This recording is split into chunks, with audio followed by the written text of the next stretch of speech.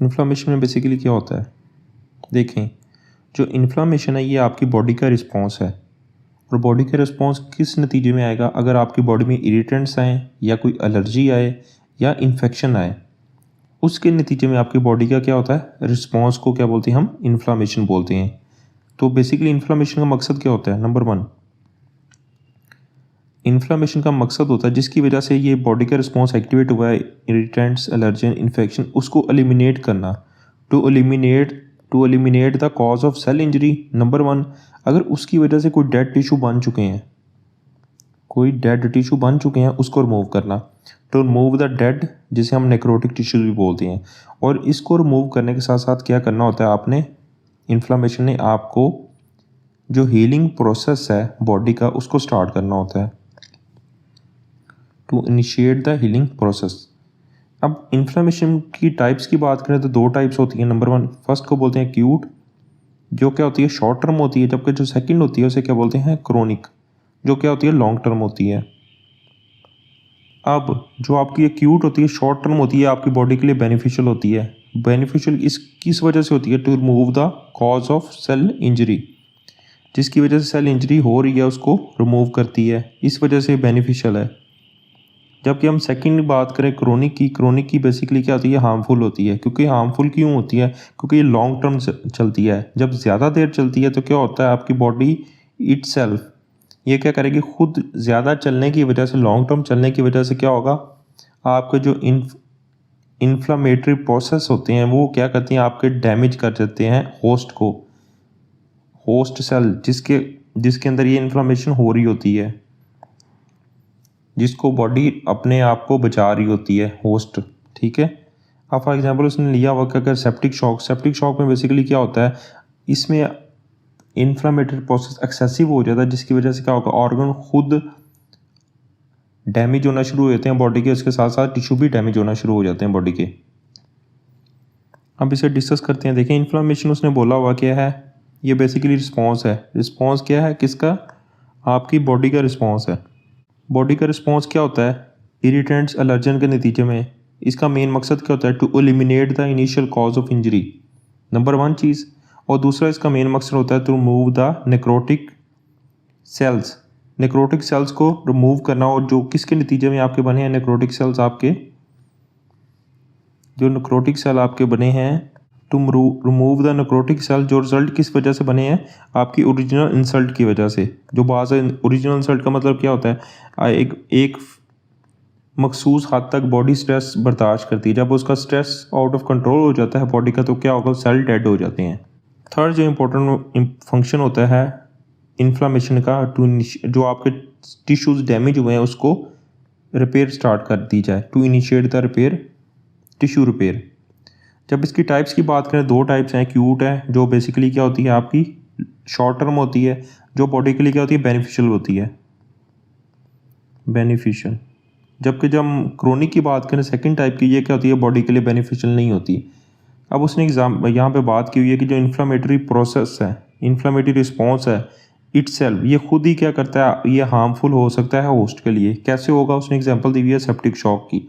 उसने बोला कि अगर inflammatory response itself can be harmful to the host, कब होगा, अगर ये रिएक्शन, इन्फ्लामेटरी रिएक्शन एक्सेसिव हो जाए। सेप्टिक शॉक में मैंने आपको बताया, इसमें ऑर्गन क्या होगा, बॉडी के फेल होना शुरू हो जाते हैं, और टिश्यू भी क्या होते हैं, डेड होना शुरू हो जाते हैं।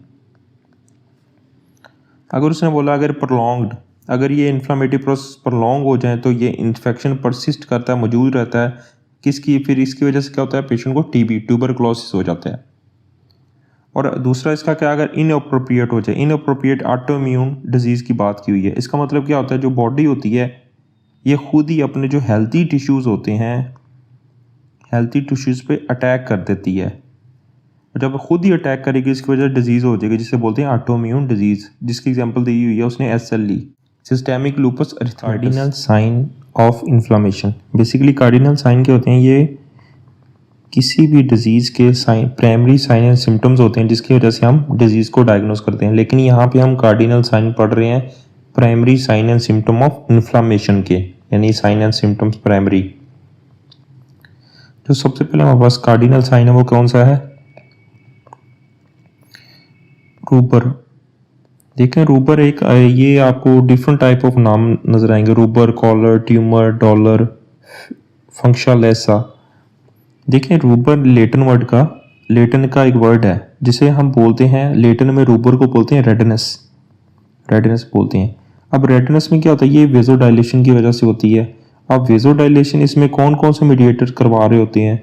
नंबर 1 इसमें हिस्टामीन, प्रोस्टाग्लैंडन, ब्रेडिकाइनिन और नाइट्रिक ऑक्साइड, ये क्या करवा रहे होते हैं? ये वेजोडाइलेशन करवाते हैं। कैसे करवाते हैं? क्योंकि ये आपके जो आर्टियोलर स्मूथ मसल्स होते हैं उनकी रिलैक्सेशन करवा देते हैं, relaxation of smooth muscle of arteriolar, जिसकी वजह से आपका ब्लड फ्लो बढ़ जाएगा। और जब ब्लड फ्लो बढ़ जाएगा तो क्या होगा, वहां पे वेजोडाइलेशन हो जाएगी और रेडनेस के साइन एंड सिम्टम्स आएंगे। दूसरा यहाँ पे लिखा हुआ है इसने कॉलर को हम लेटिन वर्ड में बोलते हैं वार्मथ। इसका मतलब ये क्यों होती है, वार्मथ क्यों होती है? वार्मथ होती है आपके अगर मेटाबॉलिक एक्टिविटी इंक्रीज हो जाए। देखें रोबर को रेडनेस बोलते हैं और कॉलर को वार्मथ बोलते हैं। इसमें उसमें बताया हुआ है कि वेजोडाइलेशन होती है। वेजोडाइलेशन क्यों होती है? क्योंकि आपके जो रिलैक्सेशन ऑफ आर्ट्रियोल्स के जो स्मूथ मसल्स हैं उनकी रिलैक्सेशन होती है, जिसकी वजह से वहां पे ब्लड फ्लो बढ़ जाता है और वेजोडाइलेशन हो जाती है। इस चीज को मीडिएट कौन करवा रहे होते हैं? कौन से मीडिएटर यूज होते हैं? हिस्टामीन, प्रोस्टाग्लैंडन्स, ब्रेडिकाइनिन और नाइट्रिक ऑक्साइड, ये सारे क्या करवाते हैं? वेजोडाइलेशन करवाते हैं। सेकंड लिखा हुआ जो कार्डिनल साइन है इन्फ्लामेशन का, ट्यूमर वैसे तो हम क्या कहते हैं, कैंसर को कहते हैं, लेकिन ये एक लेटन का वर्ड है। लेटन में ट्यूमर को बोलते हैं स्वेलिंग। इसका मैकेनिज्म समझना है आपने। ये आपका एक टिश्यू है, ये टिश्यू डैमेज हो गया। जब टिश्यू डैमेज होगा तो इसके जो एंडोथेलियल लेयर पड़ी हुई है उसकी डिसरप्शन या कॉन्ट्रैक्शन होगी। और इसकी जो एंडोथेलियल की डिसरप्शन और कॉन्ट्रैक्शन कौन से मीडिएटर करवा रहे होते हैं? अगर टिश्यू डैमेज हो तो लिकोट्रीन्स, C4, D4, E4 उसकी टाइप, इसके साथ क्या, हिस्टामीन के साथ सेरोटिनिन और सेरोटिनिन के साथ लास्ट कौन सा हमारा, ब्रेडिकाइनिन। ये एंडोथेलियल की डिसरप्शन या कॉन्ट्रैक्शन करवाते हैं। इसका मेन मकसद क्या होता है? जब से एंडोथेलियल की डिसरप्शन या कॉन्ट्रैक्शन होती है उसकी जो वेस्कुलर परमेबिलिटी है वो इंक्रीज हो जाती है। जब वेस्कुलर परमेबिलिटी इंक्रीज होती है तो वहां से जो प्रोटीन रिच फ्लूइड्स होते हैं, प्रोटीन रिच फ्लूइड्स जो पोस्ट कैपिलरी वेन्यूल से वो लीक होके कहाँ पे आता है? आपका इंटरस्टिशियल स्पेस में आता है। तो प्रोटीन रिच फ्लूइड आपका वहां से लीक होता है, लीक होने के बाद कहाँ पे आता है? आपका इंटरस्टिशियल स्पेस में। जैसे ही आपको पता है जहां पे प्रोटीन जाती है तो वो क्या, प्रोटीन क्या करती है? आपके वाटर को होल्ड करती है। तो ये इंटरस्टिशियल स्पेस में आएगा तो वहां पे जो इंटरस्टिशियल स्पेस का ऑनकोटिक प्रेशर बढ़ जाएगा, क्योंकि वहां पे प्रोटीन आ रही है जो वाटर को होल्ड करेगी इंटरस्टिशियल स्पेस में। यहाँ पे देख लेते हैं कि ट्यूमर को ट्यूमर को बोलते हैं क्या लेटिन वर्ड में? स्वेलिंग। तो इसमें इसने बोला कि एंडोथेलियल कॉन्ट्रैक्शन या डिसरप्शन होती है फ्रॉम टिश्यू डैमेज होने के नतीजे में। और ये एंडोथेलियल की कॉन्ट्रैक्शन कौन से मीडिएटर यूज होते हैं? यहाँ पे लिकोट्रीन्स करवा रहे होते हैं, हिस्टामीन, सेरोटिनिन, ब्रेडिकाइनिन। ये टिश्यू डैमेज से क्या होगा? जैसे ही टिश्यू डैमेज होता है उसकी पहली लेयर एंडोथेलियल डिसरप्शन या कॉन्ट्रैक्शन होगी और वहां से उसकी जो वेस्कुलर परमेबिलिटी है वो इंक्रीज हो जाएगी, जिसकी वजह से प्रोटीन जो रिच फ्लूइड है वो पोस्ट कैपिलरी वेन्यूल से इंटरस्टिशियल स्पेस में आएगा, जिसे बोलते हैं हम एक्सुडेट बोलेंगे। अब क्योंकि प्रोटीन आ रही है और प्रोटीन वाटर को होल्ड करेगी और ये इंटरस्टिशियल स्पेस में आ रही है, जिसकी वजह से इंटरस्टिशियल जो स्पेस का ऑनकोटिक प्रेशर बढ़ जाएगा। डॉलर तो वैसे करेंसी है लेकिन लेटिन में इसको बोलते हैं पेन को। इन्फ्लामेशन की वजह से आपकी जो सेंसरी नर्व एंडिंग है उनकी सेंसिटाइजेशन हो जाएगी। और उस चीज को मीडिएट कौन से यूज कर रहे हैं? मीडिएटर ब्रेडिकाइनिन, प्रोस्टाग्लैंडन E2 और हिस्टामीन, जो आपकी सेंसरी नर्व एंडिंग की सेंसिटाइजेशन करवाते हैं। और उसकी वजह से क्या होगी? पेशेंट को पेन फील होगी। सेंसिटाइजेशन मतलब उसका फंक्शन को सेंसेस इंक्रीज कर देंगे दूसरे वर्ड्स में। अब फंक्शन लेसा का मतलब क्या होता है? फंक्शन लेस हो गए। लेटिन में बोलते हैं लॉस ऑफ फंक्शन। अब जैसे ही इन्फ्लेमेशन के प्रोसेस हो रहे होंगे तो क्या होगा? पेशेंट के जो वहां पे जो और फंक्शंस होंगे बॉडी के वो क्या होंगे? कंप्रोमाइज हो जाएंगे, इम्पेयर्ड हो जाएंगे। जैसे उसने एग्जांपल दिया, अगर पेशेंट का हैंड का सेलुलाइटिस हो जाए। सेलुलाइटिस क्या होता है? पेशेंट को बहुत पेनफुल होता है, जिसकी वजह से पेशेंट सेलुलाइटिस होने की वजह से क्या होगा? वो मुट्ठी नहीं बना पाएगा। इसकी वजह से उसका जो फिस्ट है, हाथ को बंद करने का फंक्शन वो ख़त्म हो जाएगा सेलुलाइटिस की वजह से। सिस्टेमिक मैनिफेस्टेशन हम डिस्कस करेंगे इन्फ्लामेशन की। सिस्टेमिक मैनिफेस्टेशन बेसिकली क्या होती हैं, ये वाइड स्प्रेड चेंजेस होती हैं इन्फ्लामेशन के रिस्पॉन्स में। तो इस बेसिकली क्या हुआ, वाइड स्प्रेड चेंजेस होती हैं इन रिस्पॉन्स टू इन्फ्लामेशन। इससे हम सबसे पहले हम डिस्कस करेंगे फीवर। फीवर कैसे होता है इन्फ्लामेशन में। देखें, एक बैक्टीरिया लिपोपोलीसेकेराइड्स, ये क्या करते हैं, ये आपके बॉडी पे अटैक करते हैं। अटैक करने के बाद आपके जो मैक्रोफेजिस सेल्स हैं वो स्टिमुलेट हो जाते हैं। जब मैक्रोफेजिस स्टिमुलेट हो जाते हैं वो किस चीज़ को रिलीज़ करते हैं, वो इंटरलूकन 1 और ट्यूमर नेक्रोटिक फैक्टर को रिलीज़ करते हैं। और ये फर्दर किस चीज़ की एक्टिविटी को इंक्रीज़ करते हैं, ये एक साइक्लो ऑक्सीजनेस एंजाइम है, उसकी एक्टिविटी को बढ़ा देते हैं। और साइक्लो ऑक्सीजनेस क्या करता है, आपका जो एंटीरियर हाइपोथैलेमस है उसके जो इर्द गिर्द सेल्स पड़े होते हैं पेरीवेस्कुलर सेल्स, उनकी एक्टिविटी को बढ़ा देता है। जब उनकी एक्टिविटी बढ़ेगी साइक्लो ऑक्सीजनेस की वजह से, तो क्या करेंगे, वो आपके प्रोस्टाग्लैंडिन्स को E2 को रिलीज़ करेंगे। उसकी वजह से प्रोस्टाग्लैंडिन E2 बढ़ जाएंगे और उसके साथ साथ आपकी बॉडी का टेम्परेचर बढ़ जाएगा। जब बॉडी का टेम्परेचर बढ़ेगा तो पेशेंट को फीवर हो जाएगा। अब आपको फीवर का मैकेनिज़्म समझ आ गया। फीवर उसने बोला कैसे हो रहा है कि जो पायरोजेंस है, एग्जाम्पल उसने लिपोपोलीसेकेराइड की ली हुई है। ये क्या करती हैं, आपके जो मैक्रोफेजेस है इसको इंड्यूस करते हैं, स्टिमुलेट करते हैं ताकि वो रिलीज़ करें इंटरलूकन 1 और ट्यूमर नेक्रोटिक फैक्टर, जिसकी वजह से आपके जो साइक्लो ऑक्सीजनेज है कॉक्स की एक्टिविटी बढ़ जाती है। और उसकी एक्टिविटी बढ़ने की वजह से आपके जो पेरीवेस्कुलर सेल्स हैं जो आपके इंटीरियर हाइपोथैलेमस में पड़े होते हैं उनकी एक्टिविटी बढ़ जाती है। जब उनकी एक्टिविटी बढ़ेगी तो प्रोस्टाग्लैंडिन E2 ज़्यादा रिलीज़ होगा और पेशेंट का जो टेम्परेचर है वो बढ़ जाएगा सेट पॉइंट से और पेशेंट को फीवर हो जाएगा।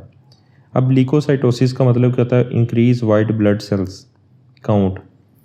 ये बेसिकली उसने बोला कि WBC इंक्रीज़ हो जाते हैं। अब उसने बोला है कि जो WBC यानी प्रीडोमिनेंट जो सेल डिपेंड्स करती हैं उनकी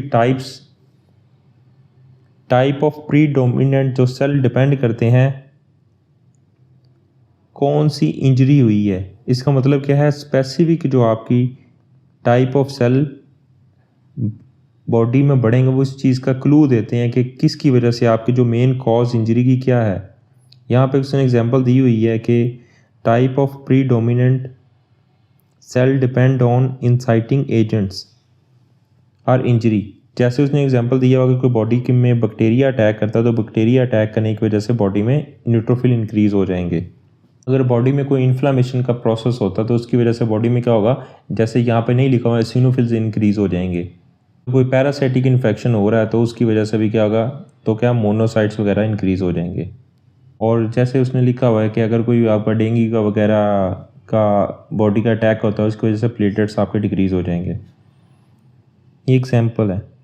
अगर उसने बोला कि increase plasma acute phase reactants increase हो जाती हैं इन्फ्लामेशन की वजह से, इसका मतलब क्या है, आपका ये जो एक प्लाज्मा एक्यूट फेज रिएक्टेंट है ये बेसिकली क्या है, ये आपकी प्रोटीन्स हैं जो बेसिकली प्रोड्यूस होती हैं आपके लीवर के अंदर। ये बेसिकली इंक्रीज़ और डिक्रीज़ होती हैं according to infection during inflammation. ठीक है, ये आगे हम पढ़ेंगे एक्यूट फेज रिएक्टर में पॉजिटिव और नेगेटिव रेगुलेटर हम पढ़ेंगे अभी। तो उसने बोला हुआ है कि ये बेसिकली क्या है, ये लीवर इनको प्रोड्यूस करता है और इसको इंड्यूस किसकी वजह से होते हैं, किसकी वजह प्रोड्यूस होते हैं, इंटरलूकन 6 की वजह से। तो उसने बोला कि जो सीरम में कंसंट्रेशन है इसकी वो सिग्निफिकेंटली चेंज होती है in response to acute and chronic inflammation की वजह से। लीवर प्रोड्यूस करता है और दूसरा इसको इंड्यूस करते हैं, ये इंड्यूस होते हैं बाय इंटरलूकन 6 इनको प्रोड्यूस करता है। आज हम डिस्कस करेंगे एक्यूट फेज रिएक्टेंट्स। जो बेसिकली एक्यूट फेज रिएक्टेंट्स हैं ये इन्फ्लामेशन के नतीजे में प्रोड्यूस होते हैं। कुछ ये अकॉर्डिंग टू इन्फ्लामेशन कुछ इंक्रीज होते हैं जिसे बोलते हैं पॉजिटिव अप रेगुलेटेड, और कुछ एक्यूट फेज रिएक्टेंट्स होते हैं वो डिक्रीज होते हैं इन केस ऑफ इन्फ्लामेशन। तो बेसिकली इन्फ्लामेशन के नतीजे में क्या होते हैं, ये प्रोड्यूस होते हैं। ये ऐसी प्रोटीन्स हैं जो ब्लड के अंदर इंक्रीज और डिक्रीज होती हैं इन रिस्पॉन्स टू इन्फ्लामेशन।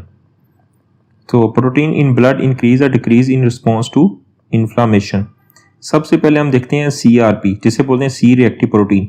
जैसे कि आपको बताया कोविड वायरस में जब कोरोना वायरस आया था तो हम CRP और प्रोकैल्सिटिनोन करवाते थे। CRP भी रेज आता था और प्रोकैल्सिटिनोन हमें डिफरेंशिएट करता था कि बैक्टीरियल इन्फेक्शन है कि वायरल इन्फेक्शन है। सी रिएक्टिव प्रोटीन की बात करें CRP, ये बेसिकली क्या है, ऑप्सोनिन है। ऑप्सोनिन बेसिकली ऑप्सोनिन की तरह एक्ट करते हैं और किस चीज़ को फैसिलिटेट करती हैं, ये आपके जो पैथोजेंस हैं उसको फैगोसाइटोस करेंगे, उसको खा जाएंगे। तो ये act as opsonin, enhance phagocytosis, phagocytosis को बढ़ाते हैं, जिसमें क्या होता है आपके जो पैथोजेंस हैं वो इंगल्फ हो जाते हैं। इंगल्फिंग ऑफ पैथोजन, उसे बोलते हैं फैगोसाइटोसिस बाय इम्यून सेल्स। तो ये बेसिकली CRP के हैं, ये एक्ट एज ऑप्सोनिन है। और दूसरा ये क्या करती हैं, आपके जो कंप्लीमेंट है उसको फिक्स करते हैं। और बेसिकली कंप्लीमेंट क्या है, ये भी पार्ट ऑफ इम्यून सिस्टम का पार्ट है, जो क्या करता है आपके जो पैथोजेंस है उसको क्लियर करता है, बॉडी से खत्म करता है, एलिमिनेट करता है। तो CRP बेसिकली क्या है, ये आपके ऑप्सोनिन की तरह एक्ट करते हैं जो फैगोसाइटोसिस करवाता है। दूसरा ये कंप्लीमेंट को फिक्स करते हैं जो बेसिकली क्या है, इम्यून सिस्टम का पार्ट है, जो वो भी क्लियर आपके पैथोजेंस को क्लियर करता है, एलिमिनेट करता है। और दूसरे से मैंने आपको बता दिया फैसिलिटेट करता है किसको, फैगोसाइटोसिस को, जिसके अंदर क्या होंगे आपके जो पैथोजेंस है उनको इम्यून सेल्स खा जाएंगे। ये basically acute phase reactant inflammation के नतीजे में रेज होते हैं। नंबर 1 CRP रेज होता है, दूसरा फेरेटिन भी रेज होता है। फेरेटिन बेसिकली को डिस्कस करने से पहले देखेंगे CRP, इसने लिखा हुआ ये मैयर किस चीज को करता है, ये क्लिनिकली एक नॉन स्पेसिफिक साइन है इन्फ्लेमेशन बॉडी के अंदर चल रही है। अगर बॉडी के अंदर CRP रेज है, इसका मतलब क्या होता है, बॉडी के अंदर इन्फ्लेमेशन चल रही है, लेकिन कौन सी चल रही होती है ये इस चीज को डिफरेंशिएट नहीं करता, ये एक नॉन स्पेसिफिक साइन है। दूसरा फेरेटिन, फेरेटिन बेसिकली क्या होता है, ये भी आपका एक्यूट फेज रिएक्टेंट, जैसे इन्फ्लेमेशन होती है ये इंक्रीज होता है। कैसे इंक्रीज होता है, क्यों, क्योंकि ये आपका नंबर 1 चीज, एक तो आपका ये बाइंड करता है, दूसरा जो आयरन को क्या करता है, स्क्विस्ट कर देता है। इसको क्या बोलते हैं, बाइंड एंड स्क्विस्टर आयरन को करता है। स्क्विस्टर आयरन को करने का मकसद क्या होता है, ताकि आपका कम आयरन अवेलेबल हो पैथोजेंस की ग्रोथ के लिए, which reduce iron availability to pathogens, क्योंकि कुछ पैथोजेंस होते हैं उनको अपनी ग्रोथ के लिए आयरन चाहिए होता है। तो फेरेटिन क्या करता है, ये पैथोजेंस आयरन को बाइंड करने के बजाय ये खुद आयरन के साथ बाइंड कर देता है। इसी वजह से हमें सीरम फेरेटिन का लेवल भी हम कोविड वायरस में करवाते थे, हमें इंक्रीज मिलता था। इसका मतलब क्या, इन्फ्लेमेशन चल रही होती थी। तो दूसरा उसने लिखा हुआ ये आपका देखें इनहिबिट करता है, ये बाइंडर स्क्विस्टर आयरन यानी खुद बाइंड कर देता है आयरन के साथ, जो आपकी इनहिबिट कर देता है माइक्रोबियल आयरन स्कैवेंजिंग को। इस चीज का मतलब क्या होता है, इस चीज का मतलब होता है कि कुछ पैथोजेंस के लिए आयरन चाहिए होता है अपनी ग्रोथ के लिए, which was necessary growth of pathogens, क्या करते हैं खुद बाइंड कर देता है, माइक्रोबियल पैथोजेंस को बाइंड ही नहीं करने देता। जो थर्ड हमारा है एक्यूट फेज रिएक्टेंट, जो भी हमें फाइब्रिनोजन है वो इंक्रीज मिलता है एक्यूट फेज यानी इन्फ्लेमेशन में। ये बेसिकली नंबर 1 चीज ये क्या है, एक तो कोगुलेशन फैक्टर है क्योंकि ब्लड क्लॉटिंग में हेल्प करता है। दूसरा क्या करता है, ये इंपॉर्टेंट रोल अदा करता है ब्लड क्लॉटिंग में क्योंकि कोगुलेशन फैक्टर है। और दूसरा एंडोथीलियल जो आपके सेल्स हैं उसकी रिपेयर में मदद करता है, ये एंडोथीलियल की रिपेयर करवाता है क्योंकि आपकी ब्लड वेसल है, जो ब्लड वेसल की लाइनिंग में एंडोथीलियल सेल्स मौजूद होते हैं, लाइंग द ब्लड वेसल्स, ये बेसिकली उसकी रिपेयर करवाता है एंडोथीलियल सेल्स की। तो ये क्या उसने लिखा, प्रमोट एंडोथीलियल रिपेयर। दूसरा कोरिलेट विद ESR, क्योंकि आपको पता है नॉर्मल ESR भी नहीं, कोई भी, ये भी एक स्पेसिफिक साइन है अगर बॉडी में इन्फ्लेमेशन चल रही है, तो बेसिकली ये भी मार्कर है आपका इन्फ्लेमेशन का। फोर्थ हमारा जो एक्यूट फेज पॉजिटिव जो इंक्रीज में मिलता है इन्फ्लेमेशन में वो हेप्टोग्लोबन। बेसिकली हेप्टोग्लोबन जो एक्स्ट्रा सेलुलर जो हीमोग्लोबन है उसके साथ बाइंड करती है। और ये एक्स्ट्रा सेलुलर हीमोग्लोबन कहाँ से आती है, ये बेसिकली आपके जो ब्लड सेल डिस्ट्रॉयड होते हैं वहां से आती है। ये उस हीमोग्लोबन के साथ हेप्टाग्लोबन बाइंड कर देता है, जिसके नतीजे में क्या करता है, ये फिर आपके प्रोटेक्ट करता है अगेंस्ट ऑक्सीडेटिव स्ट्रेस से। तो ये बेसिकली जो एक्स्ट्रा सेलुलर हीमोग्लोबिन कहाँ से आ रही है, ये रिलीज होती है व्हेन ब्लड सेल डिस्ट्रॉय, जब ब्लड सेल डिस्ट्रॉय होता है, डेड होता है, ये फिर हेप्टोग्लोबिन इनके साथ बाइंड कर देता है और ऑक्सीडेटिव स्ट्रेस से बॉडी को बचाता है। क्योंकि ऑक्सीडेटिव स्ट्रेस कहाँ से आ रहा था, ऑक्सीडेटिव स्ट्रेस आ रहा था आपका फ्री हीमोग्लोबिन से, ये खुद फ्री हीमोग्लोबिन के साथ बाइंड कर जाता है, इसी वजह से फिर आपकी बॉडी में ऑक्सीडेटिव स्ट्रेस नहीं होता। नेक्स्ट हमारा जो अक्यूट फेज रिएक्टेंट्स है जो हमें इंक्रीज मिलता है इन्फ्लामेशन में, हेप्सिडन। हेप्सिडन बेसिकली क्या करवाता है, ये आपका की रेगुलेटर, आयरन की मेटाबॉलिज्म में की रेगुलेटर है, की रेगुलेटर फॉर आयरन मेटाबॉलिज्म। ये नंबर 1 क्या करता है, ये आयरन की ऑब्जॉर्प्शन गट के अंदर करवाता है, कम करवा देता है। क्यों? क्योंकि ये बेसिकली आपका जो फेरो पोर्शन है उसको डिस्ट्रॉय कर देता है, उसको डिग्रेड कर देता है, जिसकी वजह से आयरन की ऑब्जॉर्प्शन गट के अंदर कम होती है। Decrease iron absorption in the gut by degrading ferroportin, और आयरन रिलीज को भी जो मैक्रोफेजिस से आयरन आना होता है उसको मैक्रोफेजिस से रिलीज ही नहीं होने देता। क्यों? क्योंकि जो मैक्रोफेजिस है ये आयरन की स्टोरेज और रिसाइकल में बहुत अहम रोल अदा करते हैं। जब आयरन ही नहीं आएगा तो क्या होगा, पेशेंट को अनीमिया ऑफ क्रोनिक डिजीज हो जाएगा, क्योंकि सेल को अपनी आरबीसीज को बनने के लिए आयरन चाहिए होता है। जब आयरन नहीं होगा तो क्या होगा, रेड ब्लड सेल नहीं होगा, पेशेंट को अनीमिया हो जाएगा। जो प्रोकैल्सिटिनोन है हमारा, ये भी रेज मिलता है। ये रेज कहाँ पे मिलेगा, ये दो चीजों को डिफरेंशिएट करता है, ये अगर बॉडी के अंदर बैक्टीरियल इन्फेक्शन चल रहा है या वायरल इन्फेक्शन चल रहा है। देखिए, अगर बॉडी के अंदर बैक्टीरियल इन्फेक्शन चल रहा है तो प्रोकैल्सिटिनोन रेज मिलेगा। अगर बॉडी के अंदर वायरल इन्फेक्शन चल रहा है तो उसका मतलब क्या है, ये इन्फ्लेमेशन हो रही है, वो वायरल इन्फेक्शन की वजह से हो रही है। अगर नॉर्मल है तो वायरल इन्फेक्शन है, अगर रेज है तो बैक्टीरियल इन्फेक्शन है। ये बेसिकली डिफरेंशिएट करता है बैक्टीरियल वर्सेस वायरल इन्फेक्शन में। नेक्स्ट हमारा जो इंडिकेटर है वो क्या है, सीरम एमाइलॉइड ए। ये बेसिकली अगर सीरम एमाइलॉइड ए जो प्रोटीन है ये बॉडी के अंदर है और मौजूद हो तो क्या हो जाता है, आपका सेकेंडरी अमेल्डियोसिस करवा देता है। ये बेसिकली ये क्या, अब ये अबनॉर्मल फाइबरली प्रोटीन्स होती हैं जो आपके डेपोजिट कहाँ पे हो रही हैं, डिफरेंट ऑर्गन्स के अंदर डेपोजिट हो जाती हैं, जिसकी वजह से सेकेंडरी अमेल्डियोसिस हो जाता है। अब हम अक्यूट फेज रिएक्टेंट डिस्कस करेंगे जो नेगेटिव मिलती है, यानी बॉडी के अंदर इन्फ्लेमेशन के नीचे में डिक्रीज मिलती है। नंबर 1 एल्ब्यूमिन मिलेगी, में डाउन रेगुलेटर में सबसे पहले क्या मिलेगी, ड्यूरिंग एक्यूट फेज रिएक्टेंट्स में डिक्रीज मिलेंगी। कौन सी, albumin. Albumin basically important protein होती है जो आपके ब्लड के अंदर मौजूद होती है, और दूसरा ये हमें क्या करती है, ये आपका ऑन्कोटिक जो प्रेशर होता है उसको मेंटेन करती है।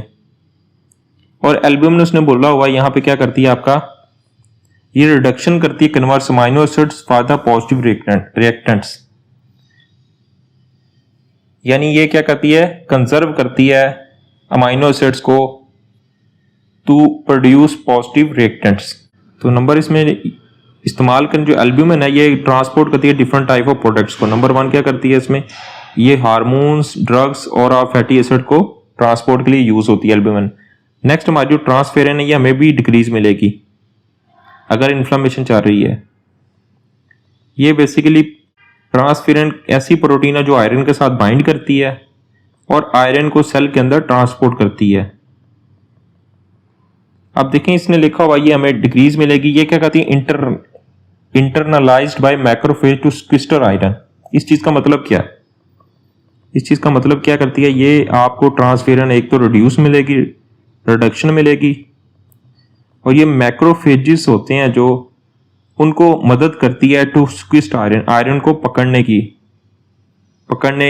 की सहूलत within macrophages, help macrophage to sequester iron within macrophage. और इसकी जो आयरन है इसकी अवेलेबिलिटी है वो डिक्रीज कर देगी। आपको पता है कुछ पैथोजेंस को अपनी ग्रोथ के लिए आयरन चाहिए होता है, ये उस चीज को डिक्रीज कर देगी आयरन को।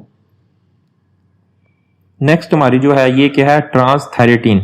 ये भी हमें डिक्रीज मिलेगी, इसको प्री एल्ब्यूमिन भी कहते हैं। ये भी उसी तरह क्या करेगी, एल्ब्यूमिन की तरह ये reduction conserve amino acid for positive reactants, यानी ये सिंथेसिस करवाएगी आपके पॉजिटिव रिएक्टेंट्स की। ये ऊपर पॉजिटिव रिएक्टेंट्स हमने डिस्कस कर लिए थे।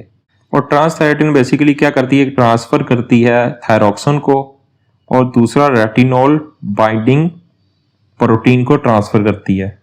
आज का जो हमारा टॉपिक है वो एरिथ्रोसाइट सेडिमेंटेशन रेट, जिसे बोलते हैं ESR। नॉर्मल जो आपका नर्स वगैरह आपका ब्लड सैंपल लेती है तो क्या करती है, ब्लड सैंपल लेने के बाद ये आपकी क्या है, इसको ड्रॉ करते हैं पिपेट ट्यूब, ये आपकी पिपेट ट्यूब है। नॉर्मल जो RBCs होते हैं वो क्या करते हैं, उनके ऊपर क्या होता है, नेगेटिव चार्ज होता है। इस नेगेटिव चार्ज की वजह से वो एक दूसरे को रिपेल करते हैं। आपको पता है ना, पॉजिटिव और नेगेटिव चार्ज जो होता है वो आपस में क्या करता है, एक दूसरे को अट्रैक्ट करता है। अगर नेगेटिव चार्ज हो तो रिपेल करता है। अब RBCs पे क्या होता है, वो नेगेटिव चार्ज करता है, एक दूसरे को रिपेल करते हैं। तो इसी वजह से RBC एक दूसरे से क्या होते हैं, सेपरेट रहते हैं, अलग अलग रहते हैं। तो उसने बोला RBC नॉर्मली रिमेन सेपरेट, किस वजह से रहते हैं, नेगेटिव चार्ज। जब आपकी इन्फ्लामेशन होती है, इन्फ्लामेशन होने के नतीजे में क्या प्रोड्यूस होता है आपका, फाइब्रिनोजन। जो फाइब्रिनोजन होता है, जो RBC इस नेगेटिव चार्ज से कोट हुआ होता है, ये नेगेटिव चार्ज मौजूद होता है RBC पे, जो फाइब्रिनोजन है इस नेगेटिव चार्ज को डिक्रीज कर देती है। जब इस नेगेटिव चार्ज को डिक्रीज करेगी तो ये क्या होगा, चार्ज में डिफरेंस पैदा होगा। तो जो नॉर्मल RBC एक दूसरे को रिपेल कर रहे थे वो फिर क्या करेंगे, यहाँ पे एग्रीगेट होना शुरू हो जाएंगे। इस एग्रीगेट होने को क्या बोलते हैं, हम मेजर करते हैं इस टाइम को।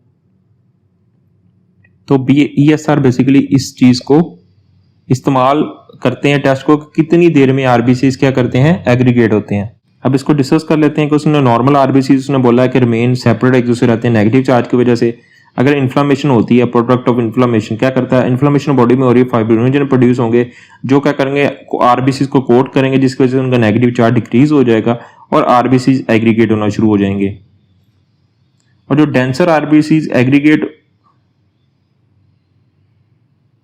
होंगे वो क्या करेंगे, फास्टर रेट के साथ क्या होंगे, नीचे डाउनवर्ड गिरेंगे पिपेट ट्यूब के अंदर, जिसकी वजह से क्या होगा, हमारा बॉडी का ESR यानी एरिथ्रोसाइट सेडिमेंटेशन रेट हमें ज्यादा मिलेगा।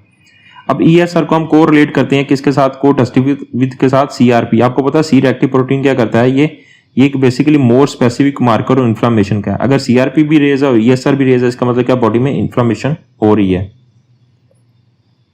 अब किन कंडीशन में ESR इंक्रीज होता है, ये मोस्टली किसी भी एग्जाम में MCQs आते हैं कि वो पूछ लेते हैं ESR किन कंडीशन में इंक्रीज होता है, किन में डिक्रीज होता है। मोस्टली एनीमिया हो रहे हैं, जैसे आयरन डेफिशिएंसी एनीमिया वगैरह, इसमें क्या होगा, ये आपका ESR इंक्रीज हो रहा है, कोई इन्फेक्शन चल रहा है जिसकी वजह इन्फ्लामेशन हो गई। इन्फ्लामेशन किन के नतीजे में हो रही है, अगर जॉइंट सेल आर्थराइटिस है, पॉलीमेल्जिया, रोमाटेशिया, किसी तरह की, इसमें क्या होती है, इनमें इन्फ्लामेशन इन्वॉल्व होती है। जहां पे इन्फ्लामेशन होगी तो फाइब्रिनोजेंस प्रोड्यूस होंगे, उसके नतीजे में ESR इंक्रीज होगा। कैंसर है, मेटास्टेसिस है, मल्टीपल माइलोमास है, रीनल सेल डिजीज है, एंड स्टेज रीनल डिजीज या नेफ्रोटिक सिंड्रोम, इनमें भी आपको क्या मिलेगा, ESR इंक्रीज मिलेगा और प्रेगनेंसी के अंदर भी मिलेगा। अब ऐसी कौन सी कंडीशन जिनमें ESR डिक्रीज मिलेगा, अगर सिकल सेल एनीमिया है, सिकल सेल एनीमिया आपको पता है ना, RBC की शेप क्या होती है, सिकल टाइप बन जाती है, जो आपको मैंने हेमाटोलॉजी में बहुत डिटेल में बताया हुआ टॉपिक। पॉलीसाइथीमिया में कहते हैं RBCs के जो डाइल्यूट एग्रीगेशन फैक्टर है वो इंक्रीज मिलता है आपको, ये भी आपको मैंने हेमाटोलॉजी में बताया हुआ है।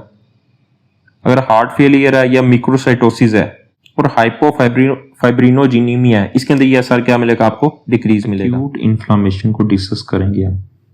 देखें, ये एक एक्यूट इन्फ्लामेशन बेसिकली क्या है, आपकी बॉडी में इंजरी या इन्फेक्शन हुआ है, उसके नतीजे में क्या होता है, आपकी बॉडी रिस्पॉन्स करती है, उसके नतीजे में आपकी बॉडी रिस्पॉन्ड करती है और क्विक करती है, क्विक और अर्ली रिस्पॉन्स, उसको बोलते हैं एक्यूट इन्फ्लामेशन। क्यूक जिसे बोलते हैं हम ट्रांजिएंट और अर्ली रिस्पॉन्स। इसमें जो एक्यूट इन्फ्लामेशन होते हैं, इसमें मेनली कौन से सेल्स आपके इन्वॉल्व होते हैं, मेनली आपके न्यूट्रोफिल्स इन्वॉल्व होते हैं, जबकि आपकी क्रोनिक इन्फ्लामेशन में मेनली कौन से सेल रेज होते हैं, मोनोसाइट्स। तो उसने लिखा हुआ है characterised by neutrophil in the tissues, क्योंकि एक्यूट इन्फ्लामेशन में आपको बताया मैंने न्यूट्रोफिल इन्वॉल्व होते हैं और इसकी वजह से क्या होगा, ये इनकी एसोसिएशन होती है अडीमा के साथ। अडीमे का मतलब क्या होता है, स्वेलिंग। जब हम कार्डिनल साइन मैंने जब आपको इन्फ्लामेशन को पढ़ाए थे तो उसमें क्या था, ट्यूमर था। ट्यूमर को लेटिन वर्ड में क्या बोल रहे थे हम, स्वेलिंग बोलते हैं। ट्यूमर को लेटिन में स्वेलिंग बोलते हैं। ये बेसिकली कैसे होती है, इसमें आपका जो स्वेलिंग की वजह से जो बिल्डअप स्वेलिंग होती है आपके टिश्यूज में हो जाती है, ये बेसिकली कॉमन साइन है आपका इन्फ्लामेशन का। और जब ये स्वेलिंग आपके टिश्यूज में बिल्डअप होती है तो उसकी वजह से एडिमा हो जाता है। एक्यूट इन्फ्लामेशन रैपिड ऑनसेट इसका होता है, ये सेकंड टू मिनट्स में स्टार्ट होती है और इसका जो शॉर्ट ड्यूरेशन होता है शॉर्ट होता है। शॉर्ट ड्यूरेशन मतलब क्या होता है, ये कुछ मिनट से लेके कुछ डेज तक रहती है।